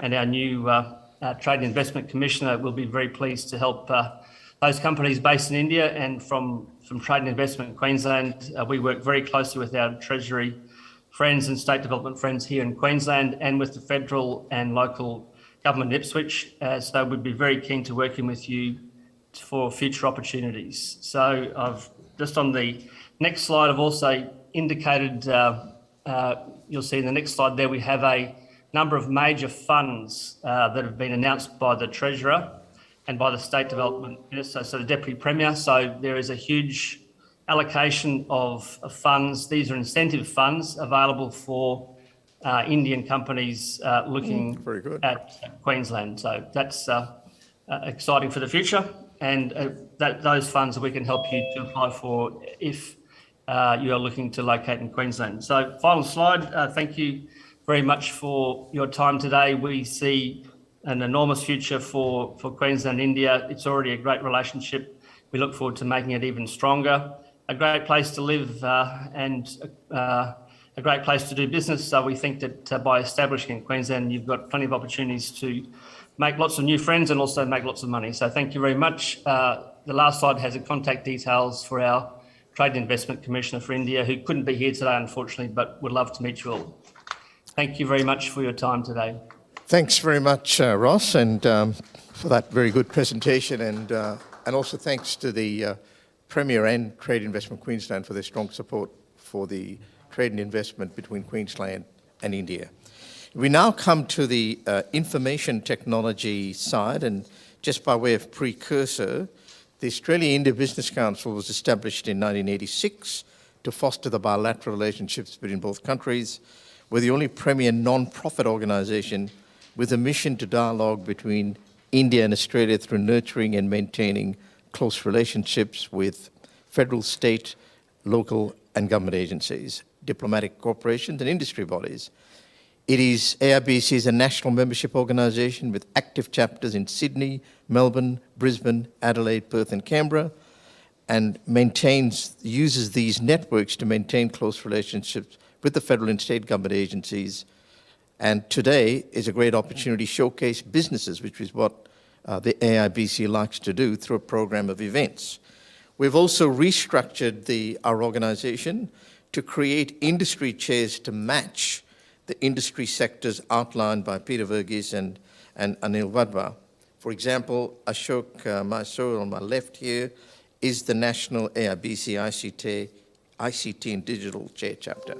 So with that introduction, it's the right time to ask Mr. C.P. Gunani, who is the Chief Executive Officer and Managing Director of Tech Mahindra. Mr. Gunani has a very impressive profile, and he will take us through the context and reach of Mahindra technology, the localization of Tech Mahindra's strategy in Australia, his commitment for collaborative innovation and culture, and looking into 5G investment and expertise. Over to you, C.P. Gunani. Thank you, Jim. Thank you so much for inviting me to this India Technology Hub Summit. I joined in when Ambassador Peter Verghese and subsequently Ambassador Anil Wadhwa and High Commissioner Manpreet Vora talked very eloquently about unlocking the potential, more to remind all of us that while we have done well, but we could all do a lot better. And from my perspective, I mean, Ross has already covered that Mahindra is committed to Queensland, both for Tech Mahindra and for Mahindra Group. Queensland is not only an important office, but it is really a strategic partner to all of us. I'm joined here today with my colleague Jeff Ferdinands.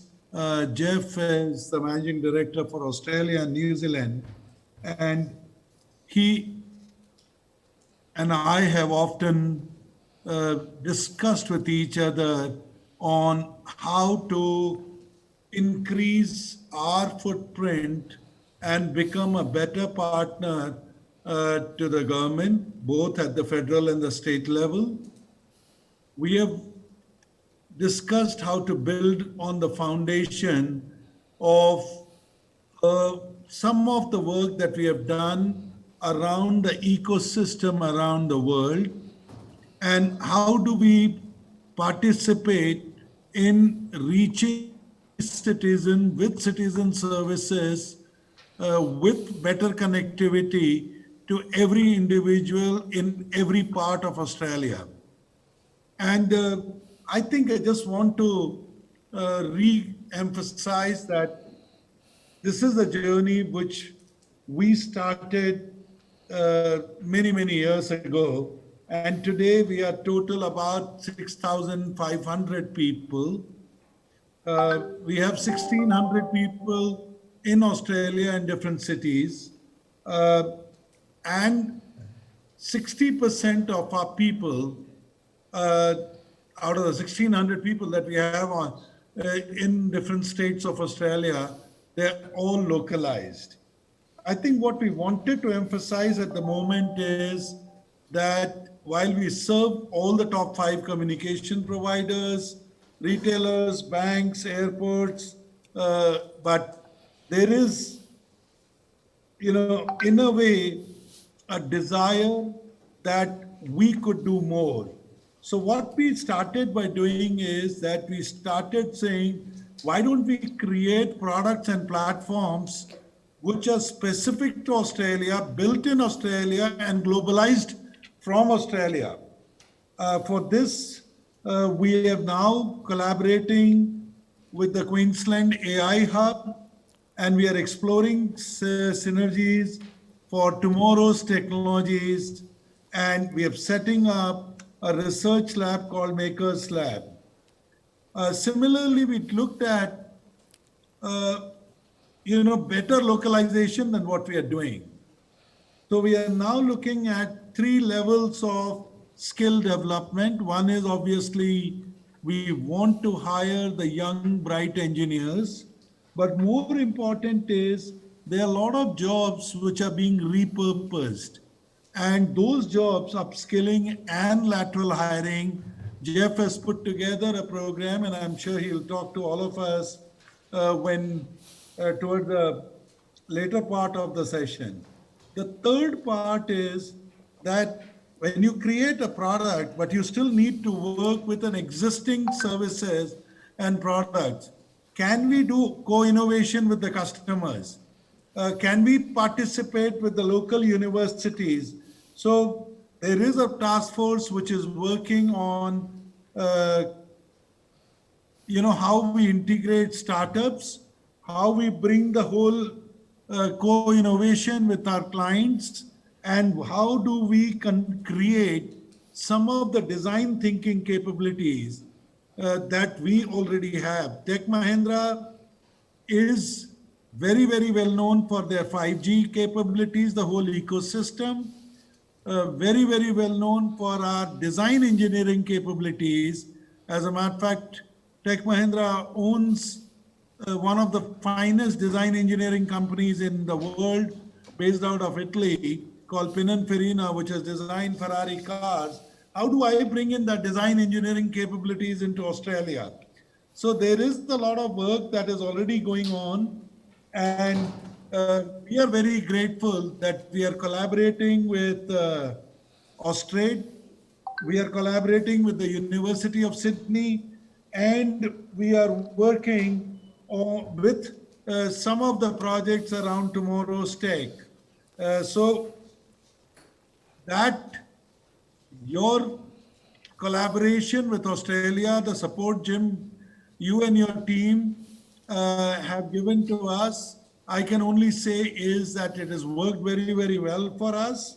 There are miles to go as we build the business for future, but the collaboration with the government, the collaboration with the universities, collaboration with the startup community, I think as we continue to create a platform where we all can work together, it will only make the India Tech or the Tech Hub a lot more prominent. Again, thank you for the support. Thank you for allowing us to experiment and creating products in 5G, human experience management, and in design engineering. Thank you. Thank you very much, CP Ganani. And can I just draw the attention to our audience that Tech Mahindra has been recognised amongst India's 50 best companies to work for in 2020 by the Great Place to Work Institute. That is really a really good achievement. And certainly here in Queensland, we work very closely with Tech Mahindra, with Tangier Ankit here in Queensland, and of course with your very excellent country and Australian manager, Jeff Ferdinand. So thank you so much for that address, and it's now appropriate to go to our next speaker, who is Girish Ramachandra, who is the President, Asia Pacific at Tata Consultancy Services. And you can see from his profile on the screen, very impressive profile. What's impressed us all with Girish, who encounter him, is that he's a person with vision and has also an interest in the smart city development of Springfield with respect to ICT. So over to you, Girish. Thank you, Jim. And I want to first compliment you and Maha and the entire team for what you have done at Springfield. And we look forward to seeing how we can collaborate further in this journey of yours. Before I give you a little bit of context on what TCS is doing in Australia, I want to tell you a little bit about what is happening in the world across. So as we see, we are in the midst of what we call the fourth industrial revolution. And along with it came COVID. So what organizations around the world or enterprises around the world, as well as governments, realized is that they were completely underprepared as far as digitization is concerned, and seeing how we can digitize more. So there is a natural propensity to digitize further, as well as there is a lot of push from consumers on how do I request. We have a problem, right?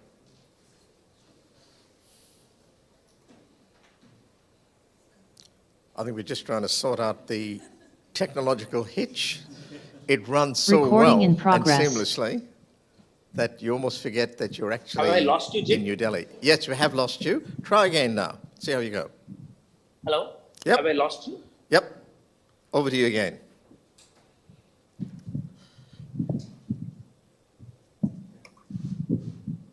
Let me continue. I hope I'm audible. Yes, you certainly are audible now. Over to you. Okay, sorry. Okay, I thought I lost everybody in the middle. So in this context, I want to just give you a view of what is happening in Australia. So more and more consumers are asking for organizations to build their digital spine. And organizations are either building their digital spine or strengthening it so that they can reach out to each and every consumer better. The second most important thing that we're seeing is a lot of regulatory overtures on fintechs and as well as new licenses coming up on the regulation side. The third one that we are seeing is more and more ecosystems being built. As Mr. Gurnani was explaining, the future is going to be all about ecosystems, and we are seeing a lot of ecosystem build happening in Australia. And with a clear focus on how do we do all of this at a cost proposition which nobody has thought through before.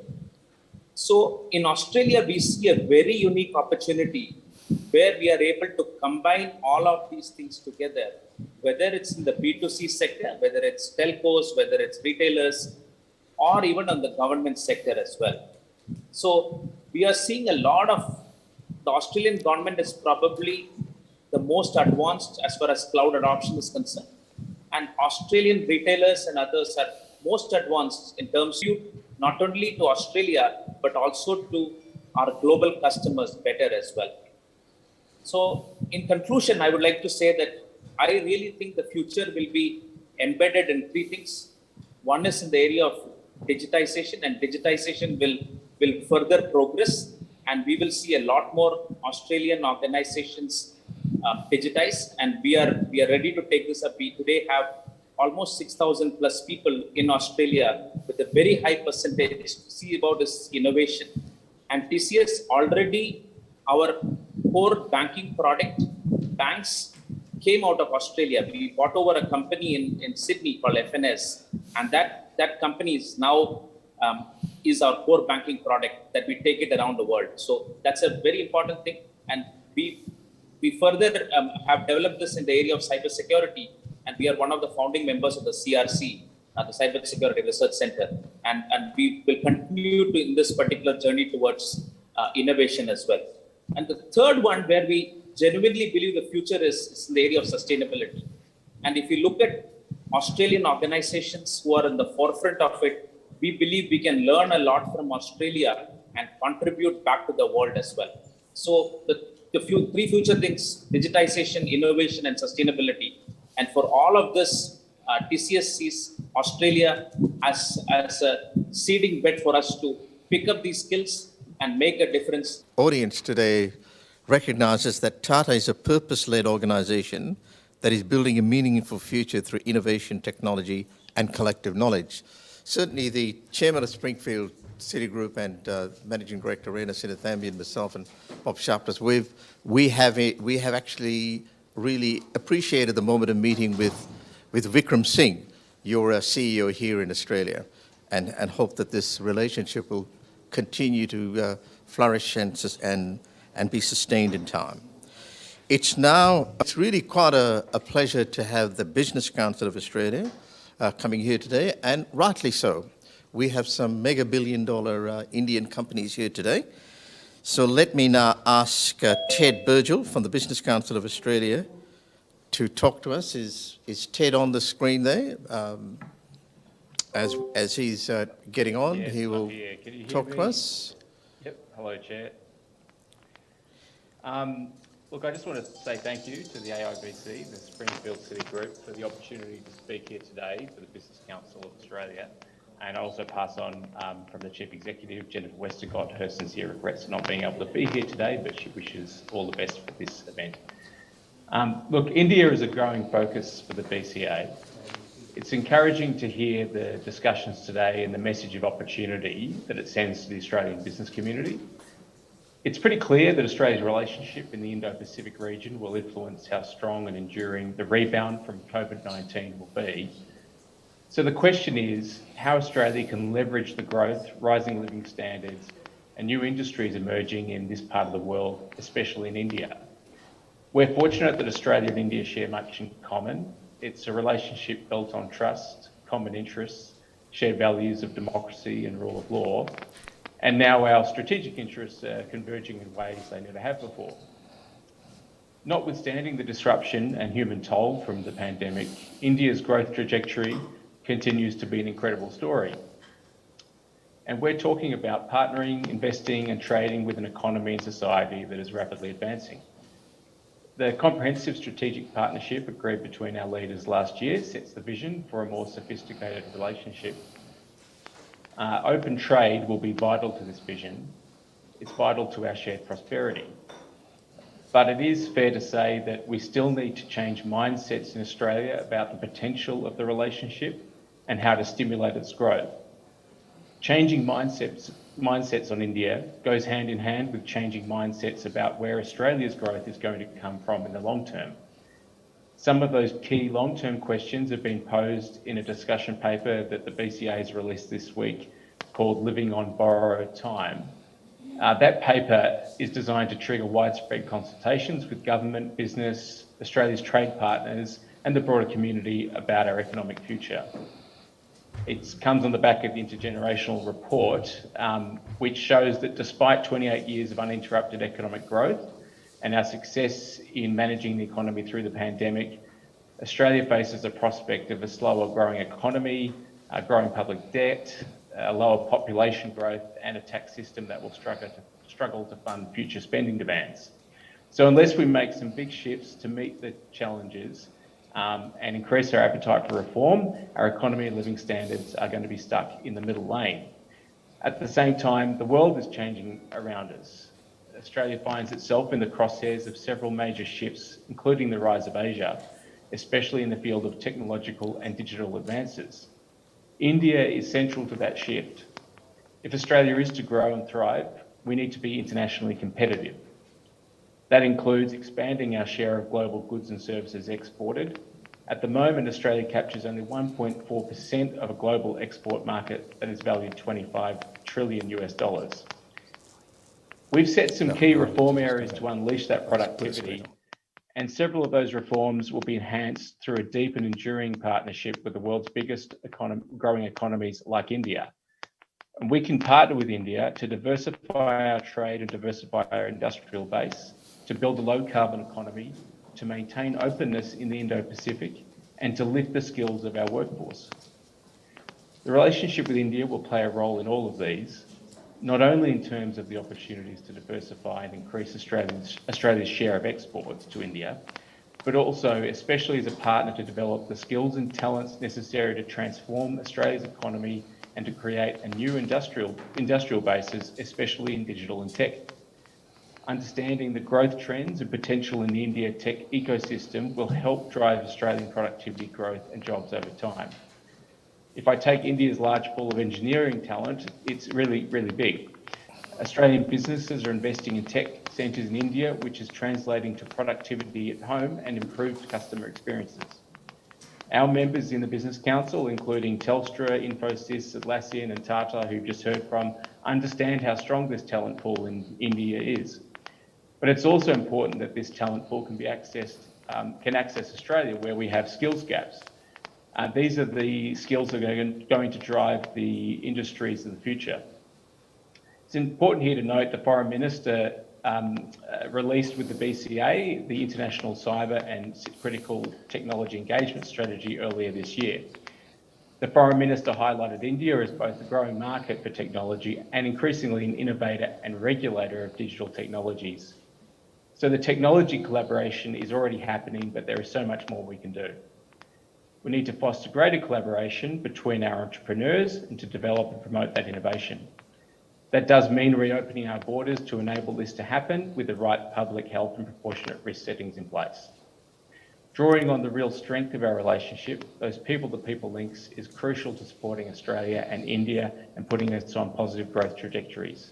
It's a partnership that can look beyond today and to the next 30 years into the future, and the BCA looks forward to supporting that partnership, working with groups like AIBC to enhance all of its facets. So thank you very much for the opportunity today, and I wish you success with the rest of this forum. Thanks very much for that, and it's really good to have the Business Council of Australia on board. Can I now invite Diane Tipping, who is the chair of the Export Council of Australia, and she has spent over 35 years handling export transactions, and last 20 years Diane has worked with the Australian Institute of Export and various other non-government and government agencies. She's also the founder and managing director of Exxon International Proprietary Limited, an export management consultancy business that focuses on the management of exports and international projects on behalf of Australian exporters throughout the world. Over to you, Diane. Thank you, Jim. Thank you, and good afternoon. Thank you to Springfield Technology Hub Summit for this very kind invitation to participate in this important event today. India is one of the world's fastest growing economies, with a population of more than 1.3 billion and an expanding middle class, a top 5 economy undergoing ambitious reforms. It is an attractive place for Australian exporters. At the risk of repeating some of Ted's comments earlier, and probably some earlier today, I'd like to just go through some of the benefits of Australia and the Australia-Indian relationship in regards to technology and trade in goods and services. So despite the economic impact of COVID-19 in 2020, there is a strong and growing demand for Indian and Australian goods, vice versa. A fast-growing middle class in India, rapid urbanisation and a stable reformist government underpins this demand for Australian exporters. As Ted said, we do have some generational issues coming forward in Australia, which I'm sure we'll try and address and do well at addressing them. And there will be obviously a lot of benefits for Australian importers into Australia and investors. The Australian-India commercial proposition, market entry and support available to New South Wales and Australian and Queensland, Tasmanian, all of Australian exporters looking to expand into India are very, very strong. We would like to set the scene, if we could. With a growing youth population and more disposable income, India is a major power. India's economy is massive, and there are an enormous number of companies in the small to medium bracket that are ideally placed to work with Australian companies. India-Australia bilateral trade is already strong. India was Australia's 8th largest trading partner and 5th largest export market in 2018-19, driven by coal and international education. The way goods and services trade with India was $30.3 billion in 2018-19, and the level of two-way investment was $30.7 billion in 2018. The opportunities are enormous for both countries. Australia and India have been strategic partners since 2009 and enjoy strong political, economic and community ties. In June 2020, Prime Minister Scott Morrison and the Honourable Prime Minister of India, Narendra Modi, participated in the Australia-India Leaders Virtual Summit. At this meeting, the two Prime Ministers elevated that strategic partnership and concluded the 2009 agreement, a comprehensive strategic partnership. CSP is based on mutual understanding, trust, common interest, shared value of democracy and rule of law. It is really important for both countries in our relationship. We at the Export Council believe export opportunities between Australia and India are exceptional and should be considered by all exporters of services and or goods. We see growth in the services sector, including in traditional areas such as education and tourism, sport, as mentioned earlier by TI. However, there are many other areas to consider, such as RegTech, logistics, including last mile delivery and strengthening the integrity of supply chains, would be another area of great interest. As an example, Australian firms might be able to assist India in ensuring standards and consumer expectations regarding supply chains are met, especially with verification systems. FinTech will be another space for potential opportunity. While microfinance has seen a significant boom, there is still a gap, or so-called missing middle, if you like, to cater for financing of small but growing firms, including trade finance. While India is strong on the technical aspects of IP development, Australia could complement this with its talent. For instance, in areas such as design, graphic design services might therefore be an opportunity. Security issues, as also mentioned previously today, are preoccupying many jurisdictions at this time. But there may be many prospects in cybersecurity services and the wider defence-related products. We understand a useful way to move forward would be through joint ventures in this area. Indian startups, new unicorns are springing up everywhere across the country, and this sector ranked second in terms of venture capital funding in the APAC region. India's food service sector is also forecast to grow at a compounded annual growth rate of 15.5% from 117.5 billion in 2020 to 219.4 billion in 2025. Fuel, fast-moving consumer goods and automobiles have posted impressive growth in June over this previous month, although coming from a low base to start with. This is mirroring the trends seen in the months following the lifting of Lockdown 1. Industry is optimistic. India is leading the world in revitalising retail trade. Another bright note is the new G7 Pact on corporate taxes, which will likely help India in the long run. A global minimum tax rate will help India retain attractiveness amongst investors. New Delhi is working strongly to invigorate its global relations to pave the way for major economic growth in the long run, unlock new opportunities for investors. On the import side, we expect that there will be growth in the imports of consumer electronics from India. This sector has been a particularly strong export performer. Sourcing of textiles for India for value-added manufactured here in Australia or a near third country is now likely to make commercial sense with new technologies. We are aware of many Indian firms already establishing offices in Australia, even with the pandemic and the closing of borders. The potential imported goods would be pharmaceutical ingredients and consumer products, as mentioned earlier. The bilateral relationship between Australia and India, as noted, is already strong and will continue to develop. However, without doubt, we are facing significant challenges at this time. The various crises, COVID-19 and trade wars, will eventually pass, but we need to turn the experience and lessons into opportunities. We must recognise that Australia and India are natural partners with complementary strengths. While the driving force of sovereign self-interest is increasing, strengthening the partnership between Australia and India can actually contribute to our individual nations' economic performance and resilience. Together, we are stronger. Please do not hesitate to contact the Export Council for further information on anything I have said today. Thank you. Thank you. Thank you very much for that, Diane. And now we go to our Indian industry partners, the Federation of Indian Chambers of Commerce and Industry, of which there's a memorandum of understanding that we work fairly closely together with Vicky. I'd like to invite Dilip Chenoy, the Secretary General of the Federation of Indian Chambers of Commerce and Industry. He's very prominent profile throughout promoting India's commerce and industry. And it's really good, Dilip, to have you here talk to us. Over to you. Thank you, Jim. Unfortunately, I am in a situation where I cannot remove my mask, so you will have to bear with me speaking through a mask this morning in Australia, this afternoon in Australia, and good morning to all the participants in India. It's really a privilege to be here at the summit today, and I hope everybody is keeping well.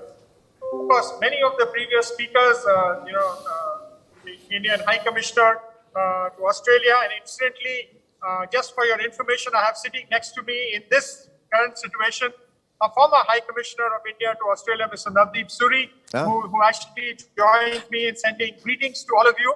And in fact, he was mentioning, Jim, about your attempts at that point of time when you were talking about the idea that we are launching today as just an idea. So, he wanted to just congratulate you on your efforts to actually making this thing reality.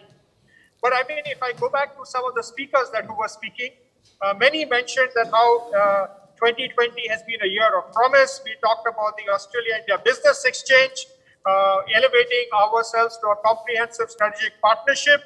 And of course, as was mentioned, the Quad grouping, the Malabar exercises, and more importantly, in the business context was re-engaging on the comprehensive economic cooperation agreement, which is going to cover both goods and services between that would boost key Indian exports like textiles, clothing, auto parts, and jewelry, and offer an independent avenue for working with Australia going forward.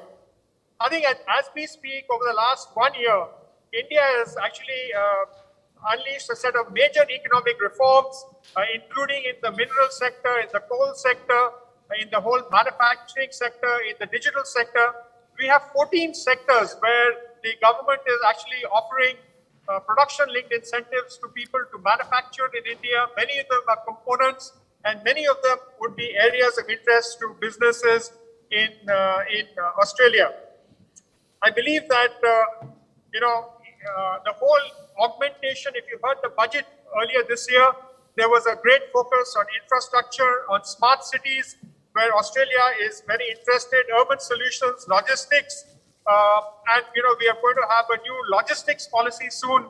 So that offers a new opportunity for Australians to actually participate in India. But three things have actually changed because of COVID, and that brings me to the context of today's seminar. Most businesses have actually gone digital. Whether it is a small business, medium business, large business, and any kind of collaboration between businesses in Australia and India can be furthered and strengthened on this whole digital framework going forward. The second change that has actually happened is that there's a huge focus on infrastructure. And again, in the whole infrastructure space, there's a lot of opportunity for not only for the large Australian funds to invest in India, but also for some of the Australian companies who are very strong in this area to look at India going forward. The third thing which has actually happened is the whole restructuring of supply chains and looking at a more different approach going forward and looking at an alternate to those markets in which we are heavily dependent on. I think both Australia and India depend on a particular market. A substantial amount of our sourcing is done there. In the case of Australia, a substantial amount of supplies and exports are done to that market. And I think between India and Australia, if we can collaborate, we can actually find avenues to, diversify our supply chains, diversify our export basket, and look at all of these areas.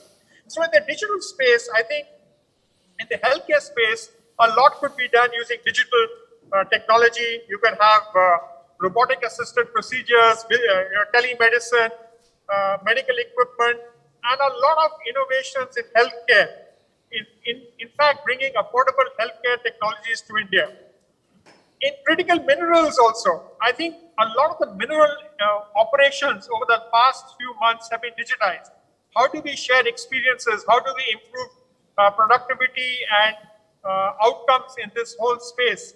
And looking at the coal sector, both of our countries are very dependent on that, and looking at the net zero impact and decarbonization and looking at alternates to this is somewhere we can also work together. If you also see in the education space, again, most of education has gone digital. What are the experiences that India has had? How do you do inclusion?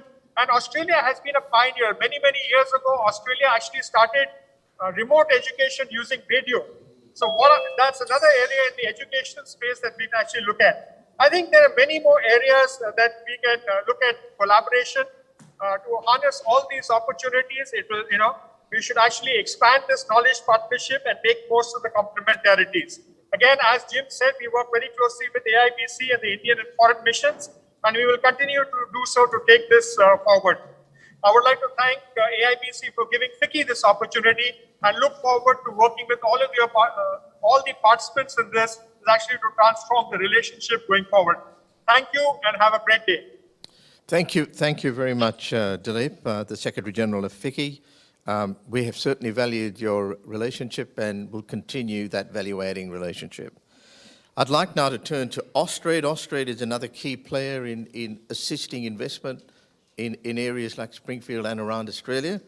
And we really wanted to look at what the digital space was like. So we've asked Vic Singh, who is the Program Director for International Education, to briefly talk to us about. We're running tight on time, so I ask that you all keep it short and sharp. So over to you, Vic. Thank you very much, Jim, and thank you to AIBC and the Springfield City Group for giving us the opportunity to participate in this very important forum. I think similar to some of the distinguished speakers before, they've mentioned that there's been a lot of interest in India over the years, in Australia and India over the years. But I think that interest hasn't converted into the scale of the two-way trade that we would like to see, especially given the size of India, the size of its economy and the growth trajectory. But also, I think in terms of what Australia has to offer, and I suspect we'll hear more of that from other speakers as well. A theme that's running in business, especially in the small to medium enterprises, is that this is not new. It's that they have trouble navigating with confidence the complexity of the Indian market, but it probably runs both ways. And I think some of this is imagined, some of this is overblown and admired a bit too much. But also, I think some of it is true. Austrade and other agencies in India and Australia are working to address perceptions and help streamline how companies can engage in the market. We're doing this with industry, with partnerships with industry through a program called the Australia-India Business Exchange. The AIBX is sought out to bring understanding of contemporary India to Australian businesses. I must say it's not just a switch on, just a job done. It's a multi-year effort. It's looking to build on the work of the High Commissioner and his team in India, and in strengthening the overall partnership between our countries. The focus of AIBX is bilateral, particularly in helping Indian investors how to navigate and understand Australia as a choice of location for their investment capital. Australia has a lot to offer for Indian tech firms as they take their steps into international markets, and both opportunities offer a wealth of both economies offer a wealth of opportunities and are complementary to each other. We've heard this before as well. India remains on track despite of COVID to be the largest economy. It is inevitable. Australia's industry players and developers, India should be super interesting. It is incredibly data rich. You just need to look at the massive scale that's presented.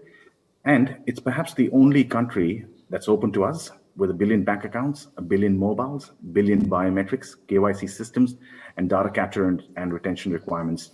There is massive data flow in the region.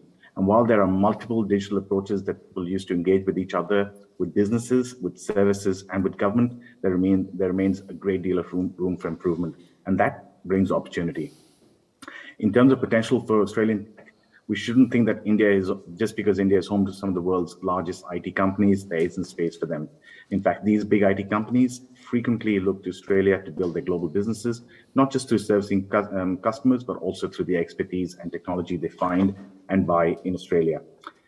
I'd just like to touch on a sectoral perspective for international education. It has been mentioned before by some of the eminent speakers as well. Austrade is investing considerably in our Study Australia India Digital Education Hub. The Digital Education Hub is to help improve and enhance our digital services for students, for parents, for institutions, and education agents. These services aim to provide real-time information and resources that are relevant to each audience cohort. Some of the examples of what we've got underway already is the new Study Australia Employability Hub. We'll be looking at a suite of new free micro-credentials for work readiness and academic readiness, including entrepreneurship that'll be available to potential Indian students, collection of information and resources, student success stories, and so forth. We've also launched a new Study Australia Industry Experience Program that really seeks to engage Indian students, especially those that are studying offshore and online at the moment, by connecting them with Indian and international businesses and help them get the real life business experience with Australia. Australia is also supporting and planning virtual events, including the Study Australia recruitment events, ability showcasing through masterclasses, the upcoming India Virtual Education and EdTech Showcase, and a live masterclass series, as I mentioned. Finally, we've also embarked on campaigns to acknowledge the contribution of Indian students to Australia to help sustain the positive perception of Australia as a safe and welcoming destination for study. Thank you again, and I wish you all the best for the rest of the forum and look forward to seeing the Springfield Technology Hub go from strength to strength. Thank you. Thanks very much for that, and that's some very useful highlights. And I know that colleague Dr. Richard Eden from Springfield would be interested in that education investment bit. So now let me get to the next session with Ashok Maestro, who's going to give us a perspective on the India Tech Hub, and then we'll ask our Deputy Chair of Springfield to share with us his perspective. So over to you, Ashok. He's our Chair of Information and Communications and Digital Chapter AIBC, a very impressive profile with Infosys, and a man with extraordinary level of experience and commitment to making a difference. Over to you. Thanks so much, Jim, and good afternoon and good morning to folks in India. We heard a lot about the strength between Australia and India, and also the unlimited amount of opportunities in increasing trade and investments. So I'll actually keep it to IT, which is something that I am actually more familiar with. So if you look at Australia, we are actually increasing year on year about 4% of investments into IT spend, which is about $98 billion.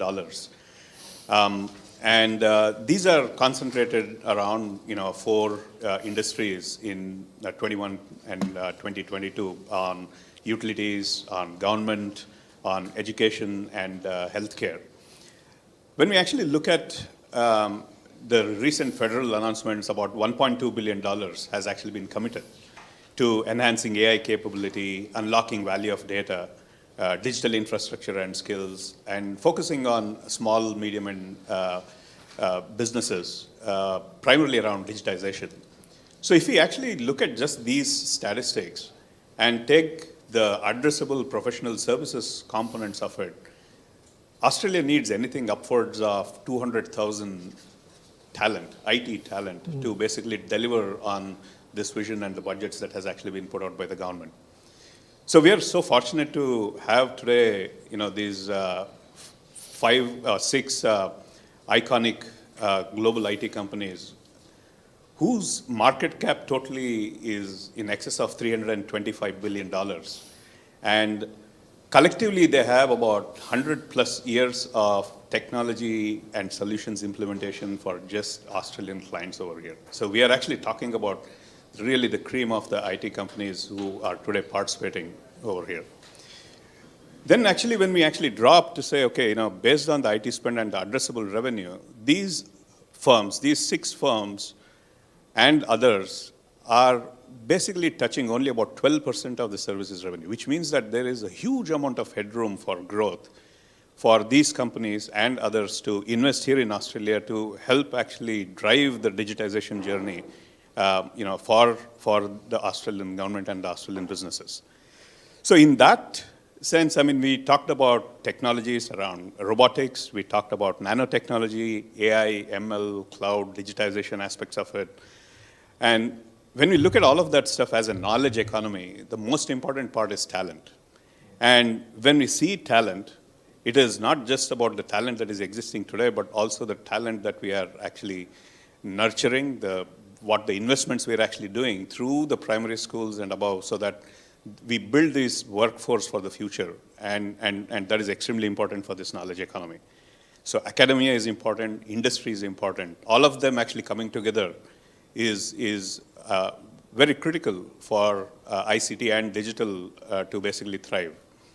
So in that sense, when we actually look at where we are today, sitting in Springfield, it's a unique city, and we heard from the chair that the vision is not about the money, but it's about actually enhancing human and social capital. We talked about location, we talked about lifestyle, etc. So what I'm really keen to understand in the session going forward from each of these leaders of these IT companies is, I think it's a perfect storm. How can actually Springfield City be the tech and innovation hub for Australia, so for Indian companies here? So that's really what excites me, and I'd love to hear from the leaders going forward.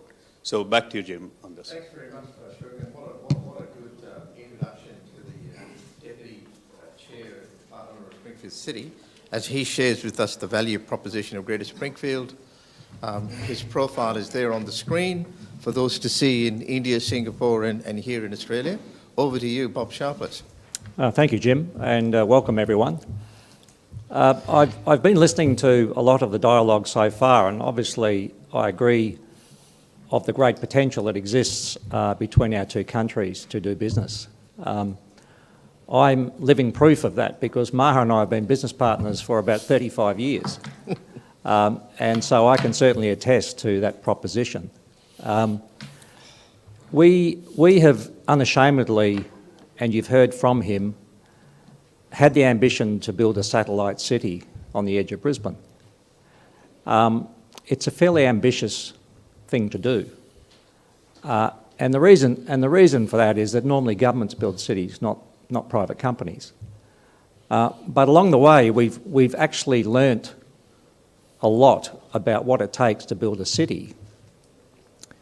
But more particularly, what we have wanted to do was build a unique city, and one that's been designed for the 21st century, and not compromise on what we see as best practice.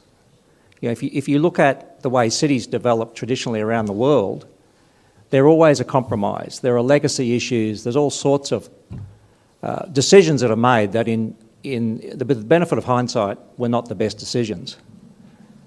In our case, we have the great privilege to actually make these decisions about infrastructure and about technology and theme and curate what this city will look like.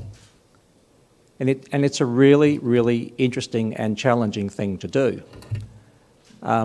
We unashamedly want everyone living in this city to have great social and economic outcomes. And we test and we benchmark that. And in our assessment, and you've heard Maha say, a great city needs great foundations, and we've adopted 3 particular foundations for this city: education, health, and IT. So it's on those foundations that we're looking to build the next stage of this project.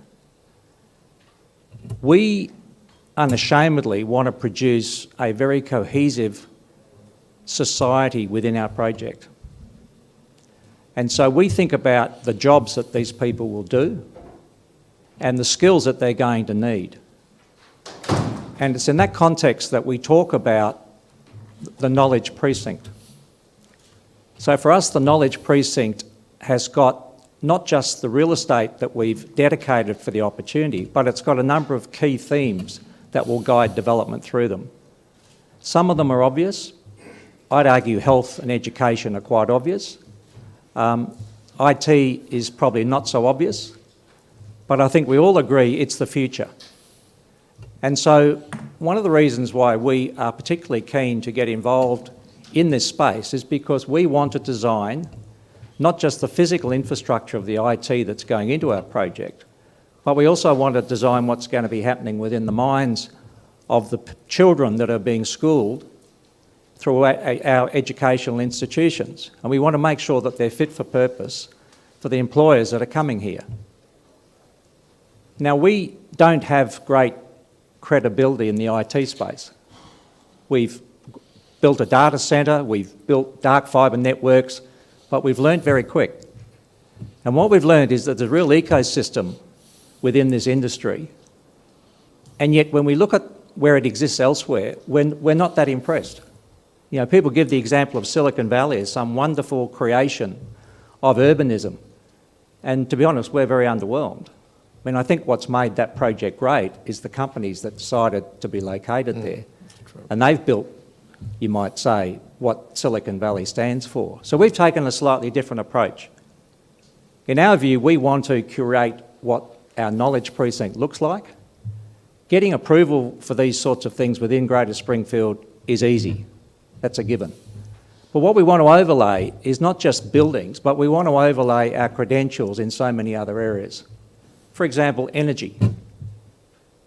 Our company has got a 50-year agreement with a French company called Engie to become zero net energy by 2038. And we will achieve that. In a 20-year period, we will get to a stage where we produce as much energy internally as we consume. Now, lots of countries talk about doing it, but I can tell you the Springfield way is to actually do it. That's just an example of the sorts of things that we do. And I know that that resonates with a lot of the international companies because they're all trying to achieve best practice and they're all trying to leave a sustainable footprint in their environments. So we unashamedly are hosting today because we think there's a great opportunity for Indian technology companies to consider this part of Australia and particularly this part of Queensland. Because in our view, you're probably following the Americans. The American companies have come first and they've all gone to Sydney. And that may choose to be a good decision, but it might not. And the reason I say that is because they're now basically suffering from a lot of issues as a result of those decisions. And so our proposition to you is to at least understand what we're doing and why, and what the drivers of those things are, and then understand how the integration of IT into our health, education, and knowledge areas makes so much sense, particularly to us. And then perhaps project yourself to where we see this project fully developed, and you heard the chairman say about $88 billion worth of development, and then work back to where we are today, where we've done about $18 or $19 billion worth of development. What we would say to you is that we can't do all that on our own. The success of our organisation has been built around partnering with companies that bring expertise to add to what we can do. This is not expertise we have ourselves, but we like to identify with companies that bring expertise and then partner. And the one thing I can assure you is that when the Springfield City Group partners, we partner for life and we partner for the long term. And if I take you right back to what I started with, Maha and I have been business partners now for a very long time. It's been a great partnership, and by all means and by all measures, we have achieved considerable value increase in what we've been doing. So I think there's a wonderful opportunity for Indian tech companies to at least understand what we're doing here. There's a wonderful opportunity for them to get a lot of assistance from both the Queensland Government and the Australian Government and develop and prototype technologies here, test them in the equivalent of a city that's been designed from day one to embrace these technologies with a very young and emerging population, and then take those learnings and take it all around the rest of the world for the benefit of everyone. So that's the challenge that I would say to you all sitting around the table. Thank you. Thanks very much for that, Bob. I think we do have a video that we're going to put on the screen. If that could be put on now while I talk to my colleague Ashok as we prepare for Wipro and HCL. Yes. So I'll get you to introduce them as soon as the video is finished. Okay. If you'd like to introduce HCL and then Wipro and HCL. And as we're very tight on time, it's actually fortuitous that both Tata and Infosys have done their inputs.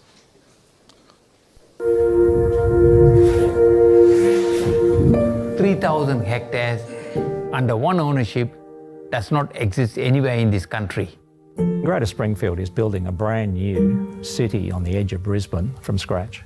This project represents home for 43,000 people, and it has set a benchmark which everyone now aspires to try and achieve.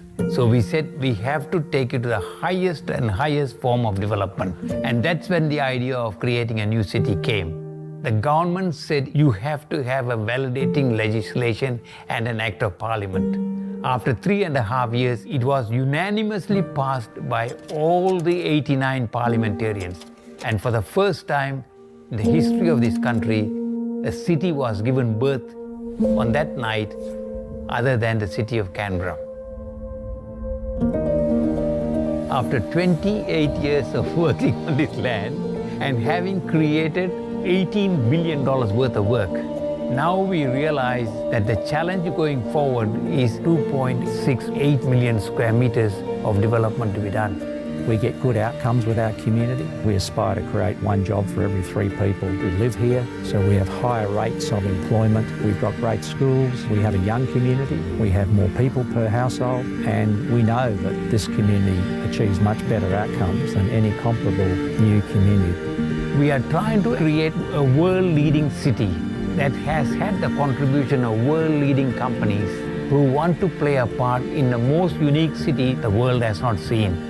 We have got a number of major leading companies who have taken a position here. The University of Southern Queensland, we've got Mater, Avio Seniors Living, we've got Mirvac, who have developed a very successful major shopping centre. Lend-Lease, who have been with us for 20 years. We have got a number of companies who are now joining us to make this a complete city. Well, the future of Greater Springfield is fantastic because we have, a stadium that's under construction and a major sporting team that plays in a national competition that's going to be headquartered here. We don't know of any other project anywhere that has got the fundamentals of this project. Springfield City has achieved many things. We have been voted as the world's best master planning community. This is a complete community as far as possible. Ideally, you're looking for organisations that can play the long game, that can make decisions that benefit the whole and have an optimistic view about the future, because throughout this project we've seen a lot of people who've never believed that any of the things we've achieved here would ever happen. After a while you tend to be fairly strongly of the belief that if you approach an opportunity in the right way and you engage with people in the right way, it tends to attract people who have the same level of aspiration. This city of Springfield is a city where a person can work, live, play and enjoy their life without having to travel too far. Exponential growth is what's available to us here if we do things right, and we continue to have an aspiration here which people want to be part of. Okay, there you go. That's a great video. Just to point out, the population has already gone over 48,000. It's got 43,000 in there. Just shows the speed of development here in the population. Over to my colleague Ashok. Over to you. Thanks so much, Jim. And that's such an impressive video of Springfield City. So it is my pleasure to introduce Sarah Adam-Gedge. She's the managing director for Wipro. She's a leading business leader and has been in the industry leading in leading positions before Wipro, with IBM and other great companies. Sarah is also the non-executive director on Austal, which is the Australian shipbuilder, who is basically a defense prime contractor. And outside of this, obviously, Sarah does work a lot in the community. She was a non-executive director of Ovarian Cancer Australia. Without much ado, let me actually please call upon Sarah to talk about Wipro, their vision, strategy, and where IT is taking them, and how Springfield City can be a potential technology hub for Wipro next. Thank you. Sarah. We might have to do HCL because Sarah is having some difficulties clicking on. Okay. So if you introduce your next. Okay, we can do that, yes. So let me introduce Michael Horton, who's the Executive Vice President and Country Manager for HCL. Michael is a veteran in this industry. He's got over 23, 24 years of experience. Previously to this, Michael was, with CSC.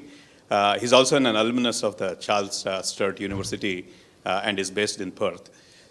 So let me actually please call upon Michael to give us his views on HCL and basically their vision for Australia here. So Michael, up to you.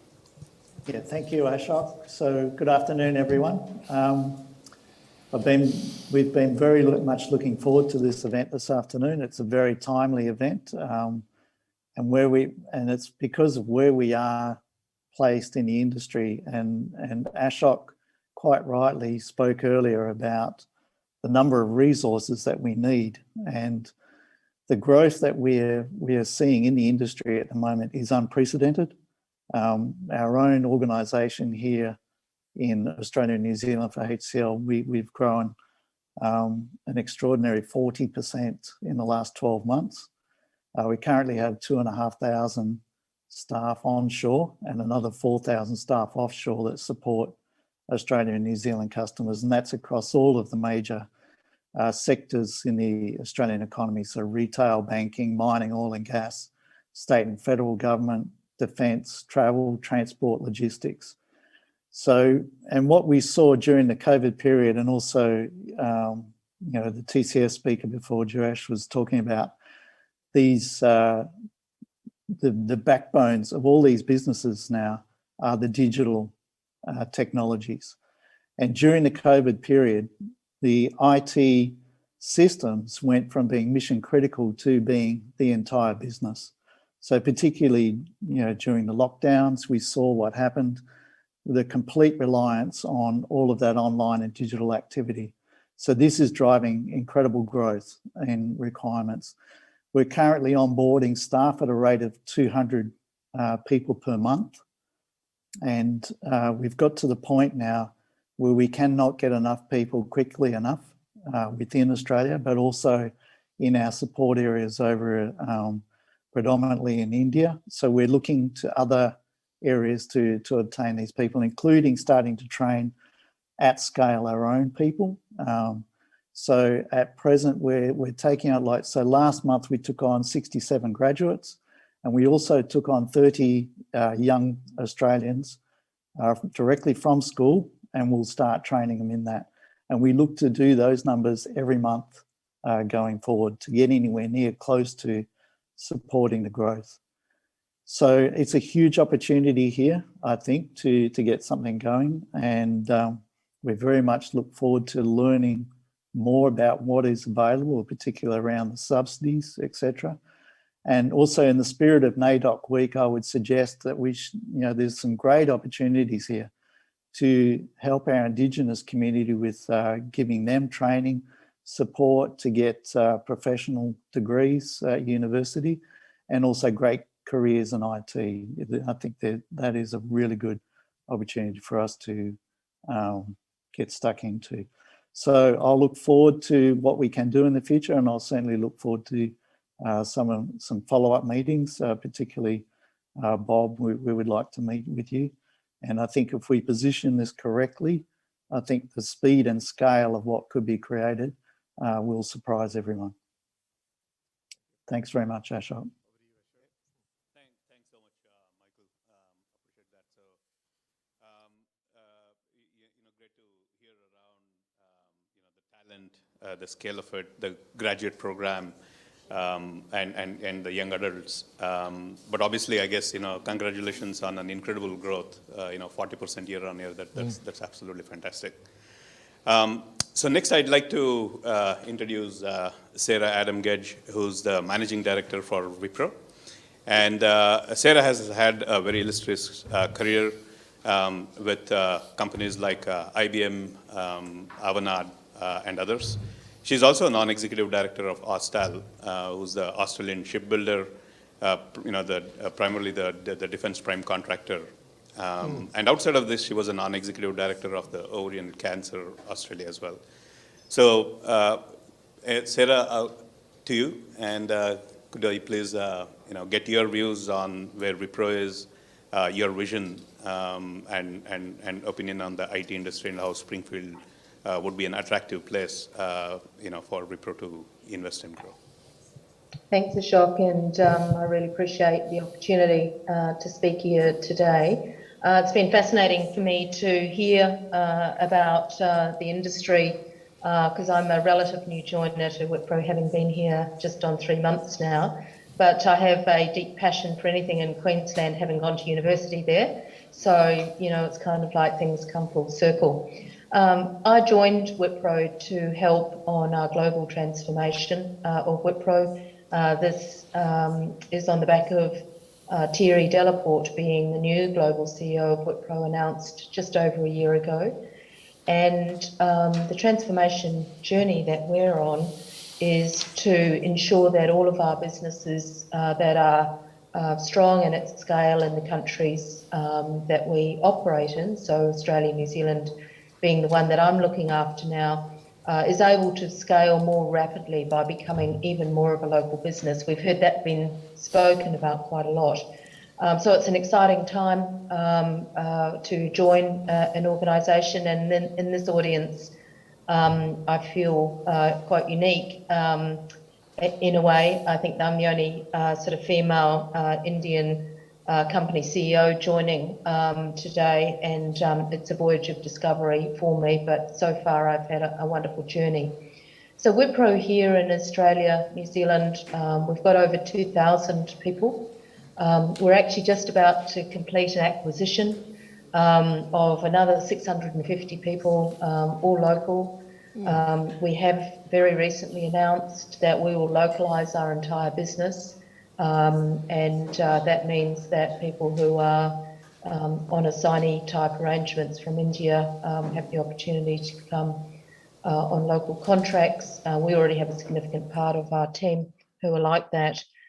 We have offices all over the countries, which is great. And this year, actually, here in Australia, it's our 20-year anniversary. So it's a pretty exciting time all around.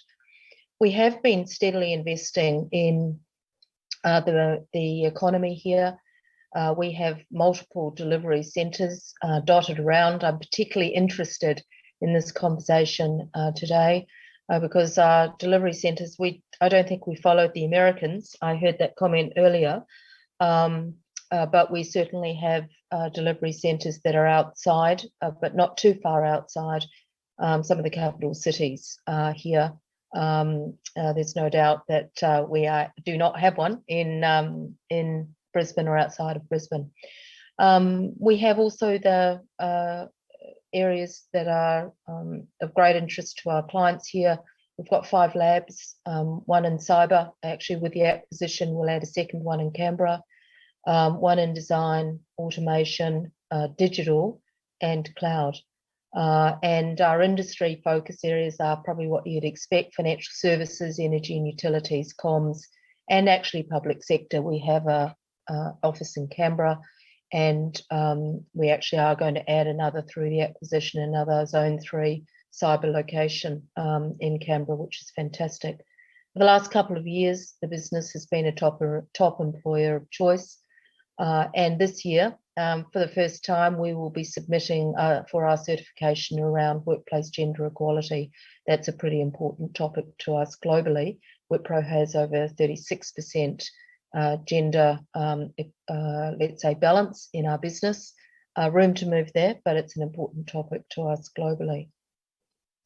I think the thing I've learned about Wipro and what we're very keen to bring to the Australia-New Zealand geography as well is it's rather unique in terms of the allocation of 2/3 of all of Wipro's profit to charity. This is through the Azim Premji Foundation and other notable inclusions, including participating in the newly formed World Economic Forum Future of Work initiative that you would have seen. We're very active around Reconciliation Action Plan. And as an example of that, all of our purchases of consumables is through Aboriginal suppliers. So we're going a long way into making sure that we're a relevant business here in Australia. We certainly are looking at increasing delivery centre space. This is very topical. We've got through an acquisition, actually, we're going to have a lot of office changes and consolidation and moves and things like that over the next couple of years. So this is important to us. We will increasingly, beyond what I've already described, become more of a local business through our investments, our grad program. We will add in this FY 150 grads. They're cycling through every month. I heard Michael mention their program, same thing for us. And our continued localisation of our team and delivery centres, a very important part. So for me, you know, what I'd be most interested in, and we've heard references to it, but the incentives, because I think all of us are looking at where we position our teams. And as I say, we have delivery centres in different locations, but certainly this is a very interesting one for us, that having the co-location of healthcare and also education seems very sensible. So it will be certainly something of interest to us in the future. Thanks very much for the opportunity. Thanks very much. That's been a very enlightening presentation and a bit of good innovation and expansion there. We're now going to go to NSDL governance, Suresh Sethi, and while that's coming up on the screen, Ashok, any comments on NSDL e-governance? Yes, so NSDL e-governance is probably the best kept secret. I think, you know, it's a 25 to 26-year-old company, probably the largest IT arm of Indian government who've actually done nation-building infrastructure. And, you know, obviously we'll hear more from Suresh, who has been through the journey. What's very interesting is their ability to build large, complex infrastructure for governments. So I'll be really keen to understand from NSDL. They do have actually plans of exploring Australia and, you know, expanding their geography and footprint here. And in that sense, I think what we want to do from an Australia perspective in terms of the digital economy and where we are going, I think we need organizations like NSDL to actually bring their experiences as well. So it's a great opportunity to see that. And I think most of, as our previous speakers actually spoke, you know, talent, education, healthcare, industry, everything is offered here in Springfield City. So it's a phenomenal opportunity for NSDL to explore this. Excellent. Well, let's hand over to Suresh. Suresh, are you online now? Come on, there he is. You can see his very impressive profile. And Suresh, it's good you're able to hear, and I'm really pleased to hear what Ashok said about your organization. Over to you. Thank you very much, Jim. I hope I'm audible. Yes. Thank you. And good morning, good afternoon to everybody on the call. And it's a pleasure to be here. So thanks a lot to AIBC, to Jim, to Ashok for giving us this platform. We are delighted also to be participating over here, and hearing the proceedings in the morning. I would definitely like to congratulate Maha and Bob for the vision and for what they have achieved in setting up the city as of now. And we are very keen to see how we can play a role in taking this further. I think compared to the other organizations, as we heard from the esteemed organizations earlier, we are naturally a newcomer on this forum. And in terms of our presence in Australia, we don't have any assets on the ground, but we are very keen to make a foray over here and see how we can contribute both to the Springfield city and how we can leverage relationships as you go about the building blocks of establishing the city and building it over there, and what we can do in Australia. So while Ashok very succinctly was able to talk about everything that we do, but I'll just go into some details. We are leading an Indian IT and IT-enabled company, and we are primarily a system integrator focused on conceptualizing, designing, and providing complex and large-scale greenfield technology solutions. We have a track record of almost 25 years, and at the core of our services has been working with Government of India and the state governments in providing and implementing e-governance solutions. So we have played a pioneering role in laying out the e-governance infrastructure for the country and providing citizen-centric services at population scale. So in context of today's discussion, I think we do feel that there's a significant role we can play over here. Whatever efforts we've taken in India have led to the strengthening of the administrative and legal infrastructure and facilitated change management for the government. What is important, and we've heard earlier speakers mentioned the same, that today digitization and digital technologies are not just a nice to have, but they've become core to the way we do business, core to the way we provide citizen-centric services. And we want to play a role in enabling that. It leads to empowered policy making, it enhances transparency, and that becomes a critical component of what we deliver out there. As an organization, our core competencies are today with regard to project implementation at scale. We are today managing some of the largest databases in the country, and being a provider of secure and reliable data security is another critical element that we bring to the table.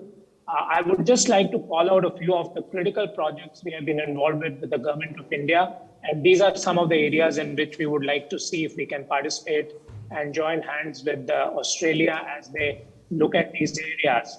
One is in the complete modernization of the tax infrastructure of the country. This initiative we started way back in 2004. And today we are managing some of the most advanced technology infrastructure in terms of providing end-to-end tax reconciliation, tax accounting, and even at a taxpayer level, ability to work online and provide and file tax returns. We've similarly created an old age security infrastructure and provide the backbone for the national pension system in the country, where we are hosting almost 40 million plus subscribers. Last but not the least, the other area I would really like to call out that we have been one of the core contributors of the National ID program in India. And today we are leveraging the Aadhaar and the India Stack technologies to create paperless, presenceless, and cashless journeys for various ecosystem players, including corporates, the government, the startups, the SMEs, and individuals to that extent. So that is largely the areas we are playing in. And for us at this stage, it's an important forum to introduce ourselves. We would like to seek this opportunity to going forward, engage with the right stakeholders and see how we can participate and create a footprint in the Australian market and build business over here. So thank you very much for this platform and our context we have shared. We would be happy to see how we can take this discussion forward. And Ashok, thanks again for giving us this opportunity. Thanks so much, Suresh, for that very crisp articulation of what NSDL is and your views around digitization and digital being the core of the business and how it actually empowers the policymakers. And I think that's extremely important, from both state government and federal governments to have those systems in place. So with that, I'd like to actually introduce our next speaker, Jeff Ferdinands.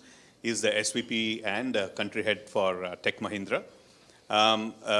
Jeff actually basically not only has to envision the strategy for Tech Mahindra, but as we saw, Mr. CP, who actually spoke ahead of time of what his vision is for Mahindra globally and for this. So Jeff has actually been executing on that particular strategy for Tech Mahindra. Probably Tech Mahindra is the only firm which has got a very fairly matured establishment here in Queensland. So I'd love to hear more from Jeff on Tech Mahindra, their journey, and basically the interests around the Springfield city. Over to you, Jeff. Fantastic. Thank you, Ashok. And thank you, everyone, for the opportunity. I think it's a great forum because it's a very topical discussion right at the moment. We've all got challenges. So, yeah, I look forward to pursuing this further. I think one of the things I'll start off with on the topic of digital transformation, I think everybody has talked about how important it is and the great set of requirements it's creating. I think the reality is digital transformation, it's not going to slow down. I mean, yes, it's accelerated significantly since we've come out of COVID, but I think we can all see that it's going to be many years. It's going to be a many-year opportunity. And we're starting to see now, and we're seeing the financial institutions, they're starting to talk about digital transformation as a differentiator for themselves in the marketplace. Prior to that, a lot of people were just talking about it as a form of driving operational efficiencies and greater throughput. So I think this is going to be a huge opportunity for many years. and it's going to drive the requirement for much capability and much resourcing. I think you heard Michael talk about the growth he's experienced. We've also experienced growth, maybe not at that scale, but I think all of us are experiencing significant growth. The challenge we've got, the single biggest challenge, is about building capability and really is developing and growing our people.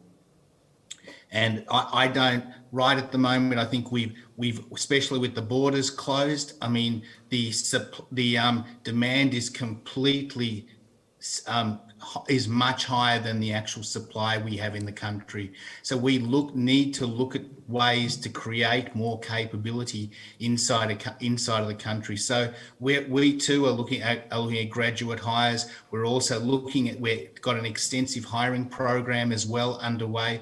The other element that we are heavily focused on when we talk about building capability is we've made a couple of acquisitions last year of digital companies. And what we're trying to do with these acquisitions are not just set up capabilities to address the Australian and New Zealand marketplaces, but to establish capability centres in Australia that can serve the whole Tech Mahindra company. So we've already set up for two specific capabilities inside in the whole digital space and in insurance, and we're in pursuit of some further acquisitions to build out some additional digital capability. So it is very much at the forefront. As an operation, where we are at the moment is we too are represented in all the major states. And we're really looking to work with government to build out the capability in each of the states. And this is, I guess, where we're keen to talk to the Springfield Consortium. I mean, how we can further work with Queensland government to address some of the government's requirements. Mahindra Group has already invested heavily into Queensland in terms of through the automotive business. And I guess Tech Mahindra is also keen to invest. Yes, we've had some very good growth, and we've got a sizable operation in Queensland, but we see the potential to really, quite frankly, not just grow it in single digits, as we think there's an opportunity to double it or triple it, quite frankly. However, to do that, it really gets down to being able to work closer with government, because right at the moment, I think there's a lot of government contracts and opportunity out there that right now I don't think the Indian service providers are being considered for. So I think it's an opportunity that all of us who have talked are all looking at. And I guess maybe I've addressed the white elephant in the room a little bit, but certainly that is a big opportunity area for all of us. So we're very keen to proceed there. I'm keen to really push forward the discussions with Springfield to see what can be done. And yeah, we are as an organisation, we are going to grow rapidly, and where we place our capabilities and all, those are open switches right at the moment, and there's no decisions being made. So I really welcome the opportunity to have further discussion. So thank you for the opportunity, and I look forward to the discussions. Thanks very much for that. And I was actually only just talking to Senator Paul earlier about Mahindra's comment about wanting to get government contracts, and Senator Paul is very happy to assist us with that. I think it's a reasonable request, and also the Queensland government is also very keen to support Mahindra, as we saw in the presentation from Ross Buchanan. We're now coming up towards the end of our session, and I want to ask Ashok Jacob to do two things. Firstly, we've had a great presentation there from Girish in terms of Tata and where it's at. So I'm going to ask, you got... Yeah, so Andrew's on next, so we'll just do Andrew. And then we do Andrew, and then I'll ask you to do Infosys. Sure. So okay, over to you. Thank you. So thanks so much, Jim. And thanks very much, Jeff, for that. I think all of us do agree about the acceleration of digitalization. And COVID, there's always a silver lining. The kind of change management and things which was fast-tracked in that 1 year was phenomenal, and digitization is here to stay. So we'll see a lot more of that. Of course, talent is a very topical, being able to engage with the governments is very topical as well. So thanks very much, Jeff, for that. So next, I'd like to introduce Andrew Groth, who's the Senior Vice President and CEO for Infosys. He's my boss, so I'll be a bit this thing. So I'll behave myself on that. Andrew is a veteran. He's a senior executive with about 30 plus years of experience in the industry. Right across consulting and also next generation services. In addition to that, Andrew also sits on multiple boards in Infosys in Portland. He was responsible for a large acquisition and a JV that was actually driven in Singapore. He has been a proponent of our corporate social responsibility, and he represents Infosys on the Business Council of Australia on the innovation track. So let me ask Andrew to provide a very brief overview of Infosys and his experiences and what we can actually see for Infosys here in Australia. Thank you. Over to you, Andrew. Sure. Okay. Thanks, Ashok. And certainly with this meeting and in many other things that we do, Ashok, you're actually my boss. You control the agenda. But thank you to everyone for the opportunity to be here today. It was great earlier to see the comments from Prime Ministers Modi and Morrison. I think the movement of trade, of people, of services clearly has benefits for both countries. For me personally, well over a decade now, almost 2 decades, I've worked both globally and here in the Australia-New Zealand region. Seeing the talents and the benefits of talents and skills from both our countries being used to support our local businesses, but also being used to support businesses and organisations around the world. I also found, when the chairman spoke about Springfield and the history and the vision, that was just fantastic to see. And I've certainly learnt more today about that from this session. So I think it's been very valuable. From an Infosys point of view, we've been doing business here in Australia for over 20 years now. So, we're a large organisation ourselves here, and we work with many large organisations right across the country. And one of the things that I think particularly resonates with me that's been talked about today, and we've got representatives from each of the areas, is the coming together of government, business, and the academic sector all coming together to look at, how do we upskill, how do we provide greater support to the organisations in Australia? I think that's so important.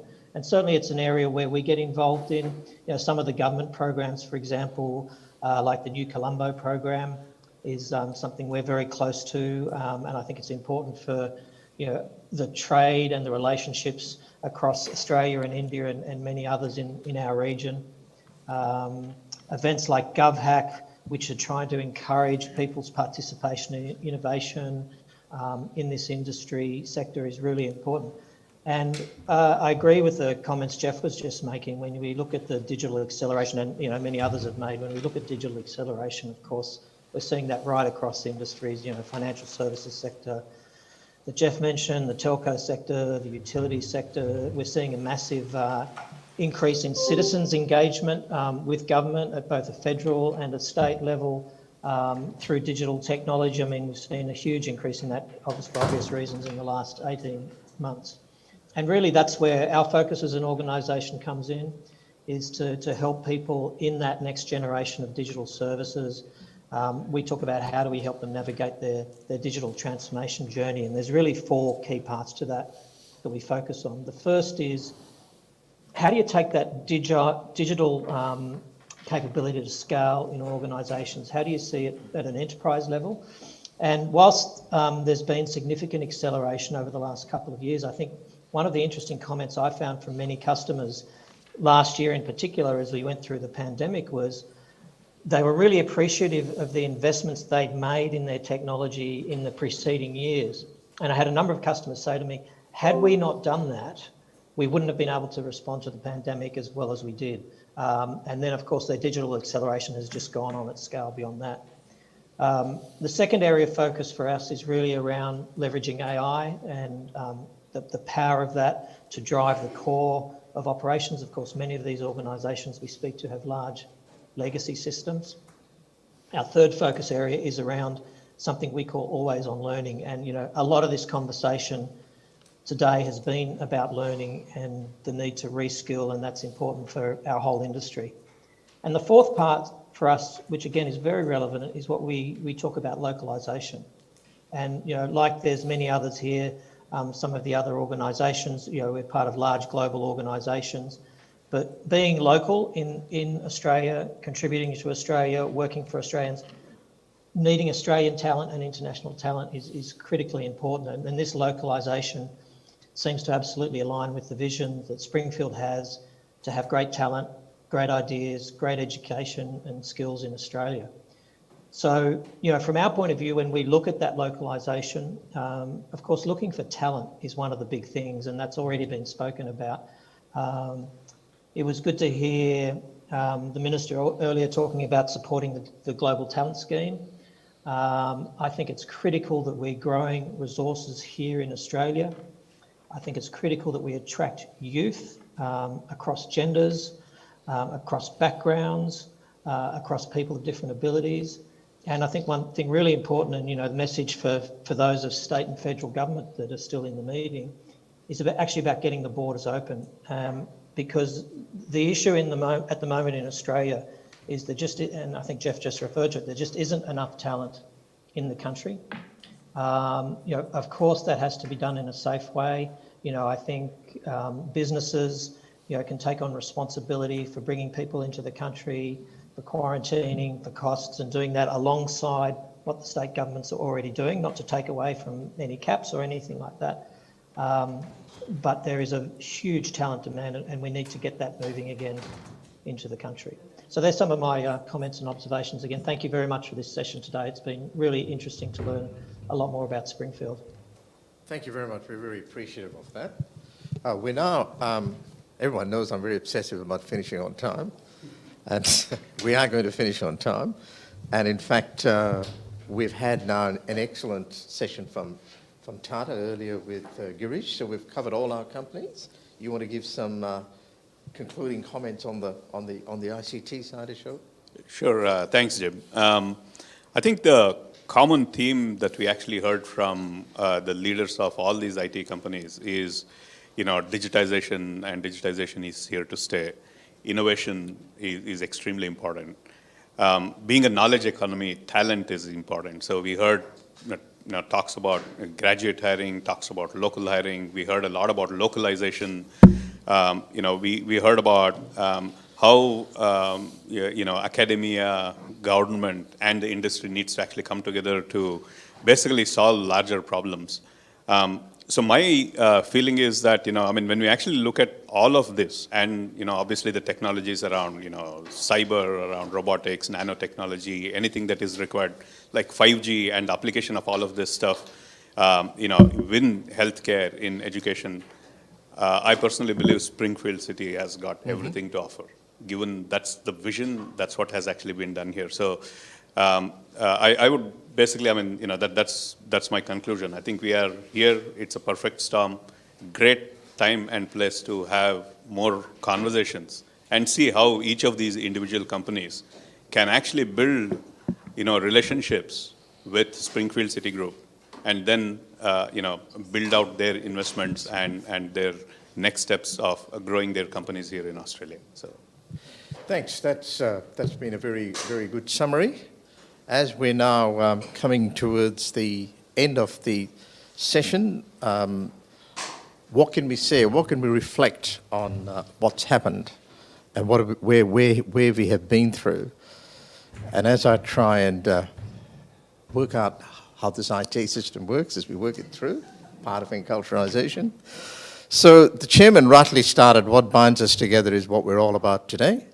And what binds us today will be the increasing trade opportunities and cultural sharing between Australia and India. IT is one form of trade that will certainly fast-track this relationship.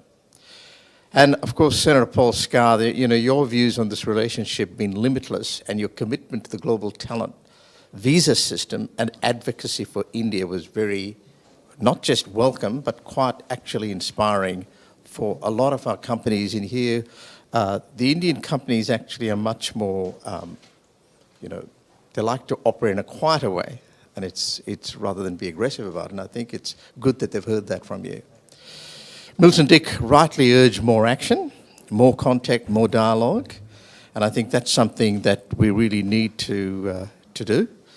And Sharice Mullen highlighted how locations such as Springfield can play a major role in facilitating the bilateral business and investment relationship. And Mayor Harding also highlighted the unique opportunities that Springfield and Ipswich offer. Peter Varghese highlighted the importance of science and technology being at the forefront of this bilateral relationship, and also highlighted IES 2035, that's the India Economic Strategy. Ambassador Anil Wadhwa highlighted how India was simplifying doing business with India.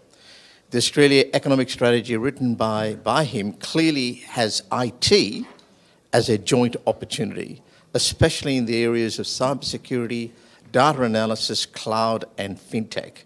He urged Australia and India to consider setting up a joint innovation fund. High Commissioner Manfred Vora spoke about more business meetings and engagements to facilitate this bilateral relationship. He also spoke on the possibility of a free trade agreement, and one that discussions would commence shortly. Now, here is a great opportunity. Ross Buchanan from Trade and Investment Queensland gave an excellent presentation on the benefits of setting up business in Queensland and in Springfield as various incentives that the Queensland can do in providing business. And you've heard similarly from Austrade. So it's all in your hands, our colleagues here from the Indian ICT companies. And of course, CP Ganani from Tech Mahindra and Girish from TCS, both of them spelled out the visionary outlook that Indian IT companies have, including those present here today and their contribution across the world. Australia can certainly play a pivotal role in setting up operations here and expanding globally. BCS from the Business Council highlighted the need for changing mindset of Australians about India. And with the rise of Asia, especially in IT, India is central and well-positioned in this relationship. Diane Tipping from the Export Council of Australia highlighted the solid trade opportunities between both countries. FICCI's Dilip Chenoy highlighted the opportunities for manufacturing in India, smart cities, logistics. COVID has changed everything, and most businesses have gone digital, which puts IT at the heart of any industry. Springfield has a lot to contribute to in the smart city development in India, which our ICT companies here can help.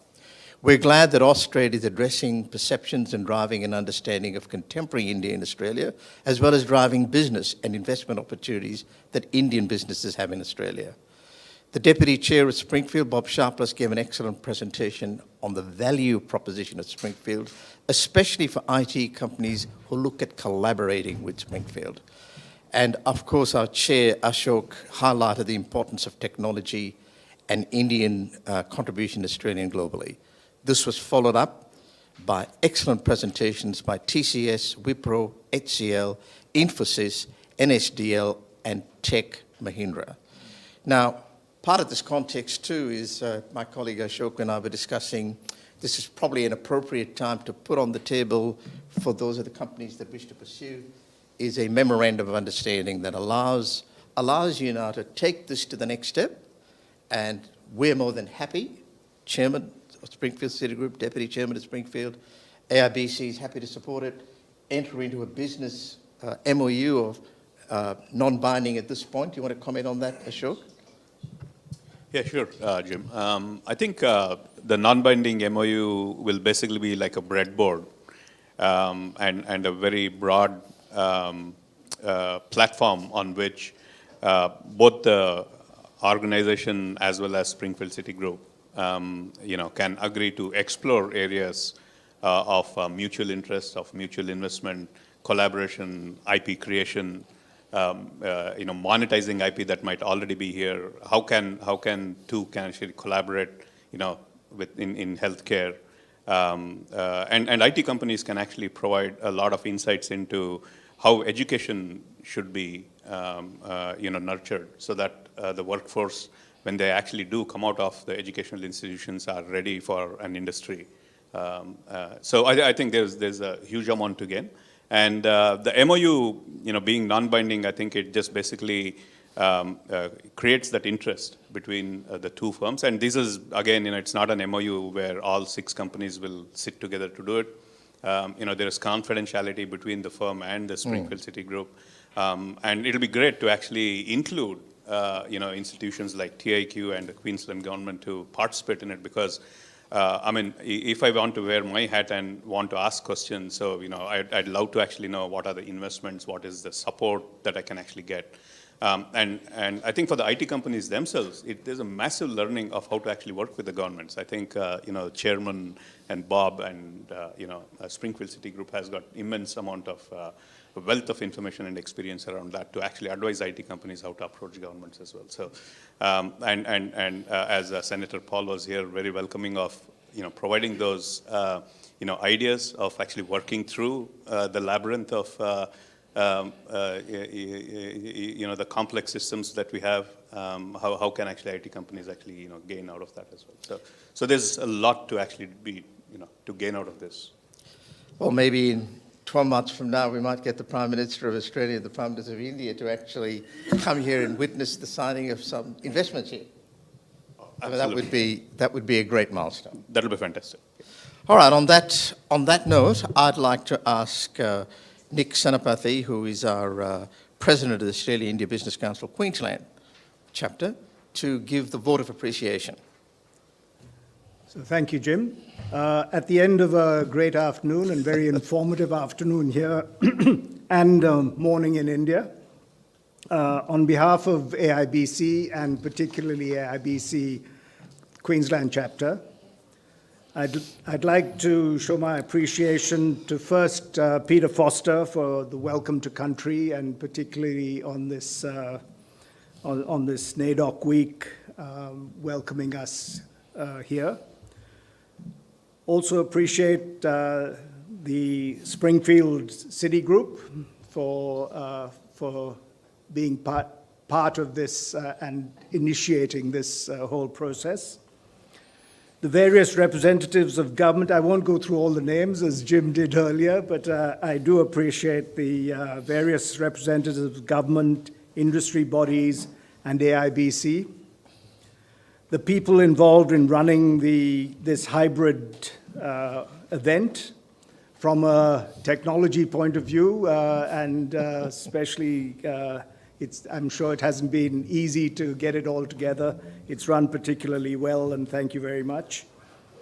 The quest for having the event in a COVID-safe environment, and thank you to them.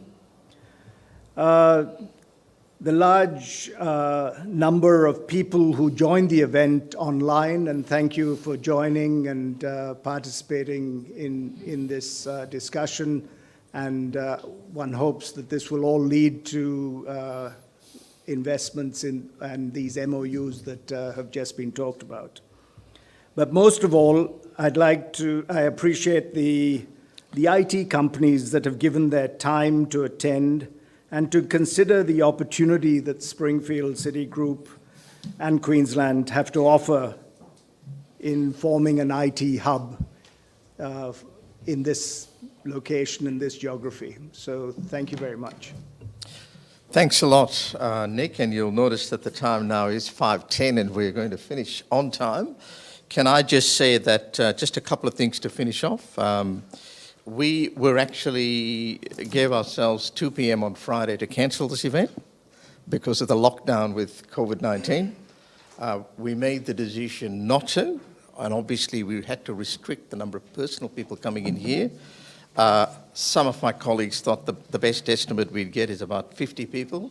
We've actually ended up with 135, which is 35 here and over 100 virtually. That just tells you what a level of high interest there is despite all the lockdowns and everything. Business drives through obstacles and can create business value and public value. And I think that's a great message from this session today.